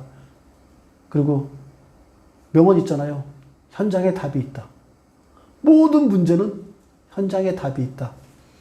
자기 지분에 자기 개발에 그 밑바탕의 모든 걸음도 현장에 있다. 저는 이 얘기를 해드리고 싶어요. 반복이 가장 최고의 스승이라고 저는 이제 가장 강조 많이 하는데 반복을 할 수 있게 스승으로 받을 수 있게 하는 가장 큰 게 뭐냐면요. 좋은 습관을 가지고 있습니다. 좋은 습관을 가지고 있는 것들이 반복을 이끌어가는 가장 견인할 수 있는 힘입니다. 좋은 습관을 가지고 있지 못한 사람들은 절대로 반복할 수 없어요. 그래서 이 좋은 습관을 만들기 위해서 저는 이제 하루에 루틴을 만들어 놓으라고 이런 얘기를 많이 합니다. 하루의 루틴, 저 같은 경우에는 아침 5시 일어나서 5시 일어나자마자 화장실에 가서 양치하고 난 다음에 나와서 산책을 하고 산책을 갔다 온 다음에 글을 필사를 하고 필사하고 낭독을 하고 글쓰기를 하고 신문을 읽고 이런 과정들을 갖다가 하루에 해야 될 루틴들을 그대로 반복해 나가다 보면 루틴대로 반복해 나가다 보면 이게 바로 좋은 습관이 돼요. 왜 좋은 습관이 되냐면 하루에 아침에 하고 있는 이 일이 다른 데에 다 영향을 미치거든요. 아침에 5시에 일어나려면 몇 시에 자야 되냐면 10시에 자야 돼요. 그럼 10시에 자기 위해서는 그 이전에 10시에 자기 이전에 생활을 갖다가 규칙적으로 생활을 갖다 체계를 만들어 놓지 않으면 10시에 못 자요. 그러니까 이런 루틴을 만들기 위해서 반복하다 보면 그 앞단에 있는 좋은 습관들이 다 만들어지게 되어 있습니다. 그래서 반복을 계속해 나갈 수 있는 거, 그러니까 자기 실력을 쌓아갈 수 있게 반복을 할 수 있는 가장 좋은 방법은 좋은 습관을 만들어 놓는 겁니다. 좋은 습관만 있다 그러면 반복은 그대로 일어날 거고 그렇게 되면 이 반복이 계속 쌓아가면 자기의 실력이 능력이 자기 개발이 극대화로 될 수 있다는 부분들 이런 부분들 때문에 반복에 대한 걸 강조했고요. 그 강조를 한 반복을 갖다가 계속 해나가려면 좋은 습관만큼 좋은 안내자가 없다. 저는 이 얘기를 드리고 싶습니다. 처음에 반복된 걸 하기 위해서는 이 낯선 것들을 갖다가 수용해내는 것들이 어렵대요. 근데 이게 3일, 3주, 3달 이렇게만 가면은 낯설음이 사라지기 시작하는 순간에는 그건 내 안에 자연스럽게 행동이 된다고 그러더라고요. 그래서 모든 좋은 습관에 초기에 허들을 넘어야 된다고 하더라고요. 허들만 넘고 나면 그 다음에는 자연스럽게 그 행동이 나를 이끌어 가니까 가장 경계해야 될 거는 허들을 넘기 이전까지 아까 말한 작심삼일. 작심삼일만 넘기겠다는 생각으로 하시게 된다 그러면 좋은 습관으로 하는 그 허들은 충분히 넘을 수 있다고 생각합니다. 근데 대부분은 작심삼일 하고 난 다음에 하루 이틀 안 하고 나면 끝내버리잖아요. 근데 저는 하루 이틀 안 하고 난 다음에 다시 또 작심삼일 해요. 작심삼일을 무한히 반복해 하다 보면은 어느새 낯설어졌던 그 행동들이 점차 나의 좋은 습관이 되더라고요. 그래서 작심삼일도 한 30번 반복하시면 됩니다. 그러면 90일이 돼요. 이런 생각으로 작심삼일을 계속 반복해 나가면서 좋은 습관으로 가는 방법 이외에 다른 왕도는 없더라고요. 그리고 이런 왕도를 지켜가기 위해서 한 가지 팁을 좀 더 말씀드린다 그러면 이렇게 좋은 습관을 들이고 반복하는 이유는 뭐냐면 성공하기 위해서 부자가 되기 위해서 하잖아요. 근데 이 성공하고 부자가 되기 위해서는 시간을 최소 10년, 20년의 시간을 갖다가 요구한다고 하더라고요. 그러니까 성공은 되게 느린 보라고 하더라고요.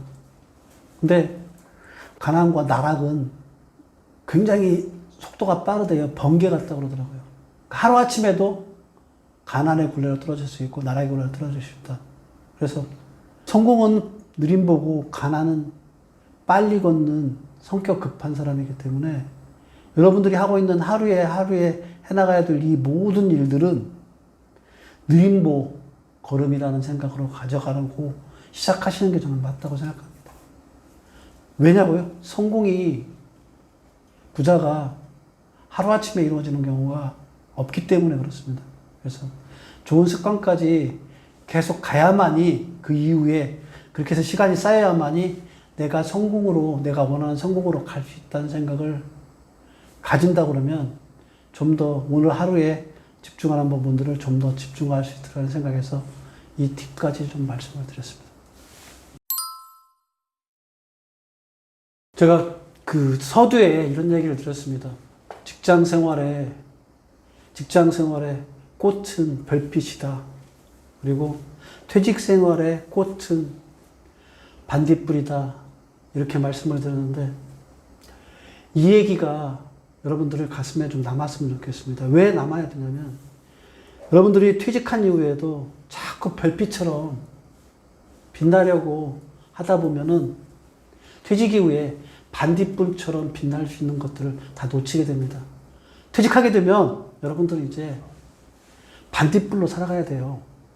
언제까지 별빛으로 살아갈 수 있을 거라고 생각하지 마세요. 그래서 반딧불이 되기 위한 준비들을 마흔에 뭘 해야 될 것인가 마흔에 한 번 더 새겼으면 좋겠고요. 지금 퇴직하고 계신다고 그러면 별빛이 되려고 하지 말고 반딧불이 되기 위한 시간들을 여러분들이 보내셔야 된다. 이 얘기를 끝으로 좀 말씀드리고 싶었습니다. 고맙습니다.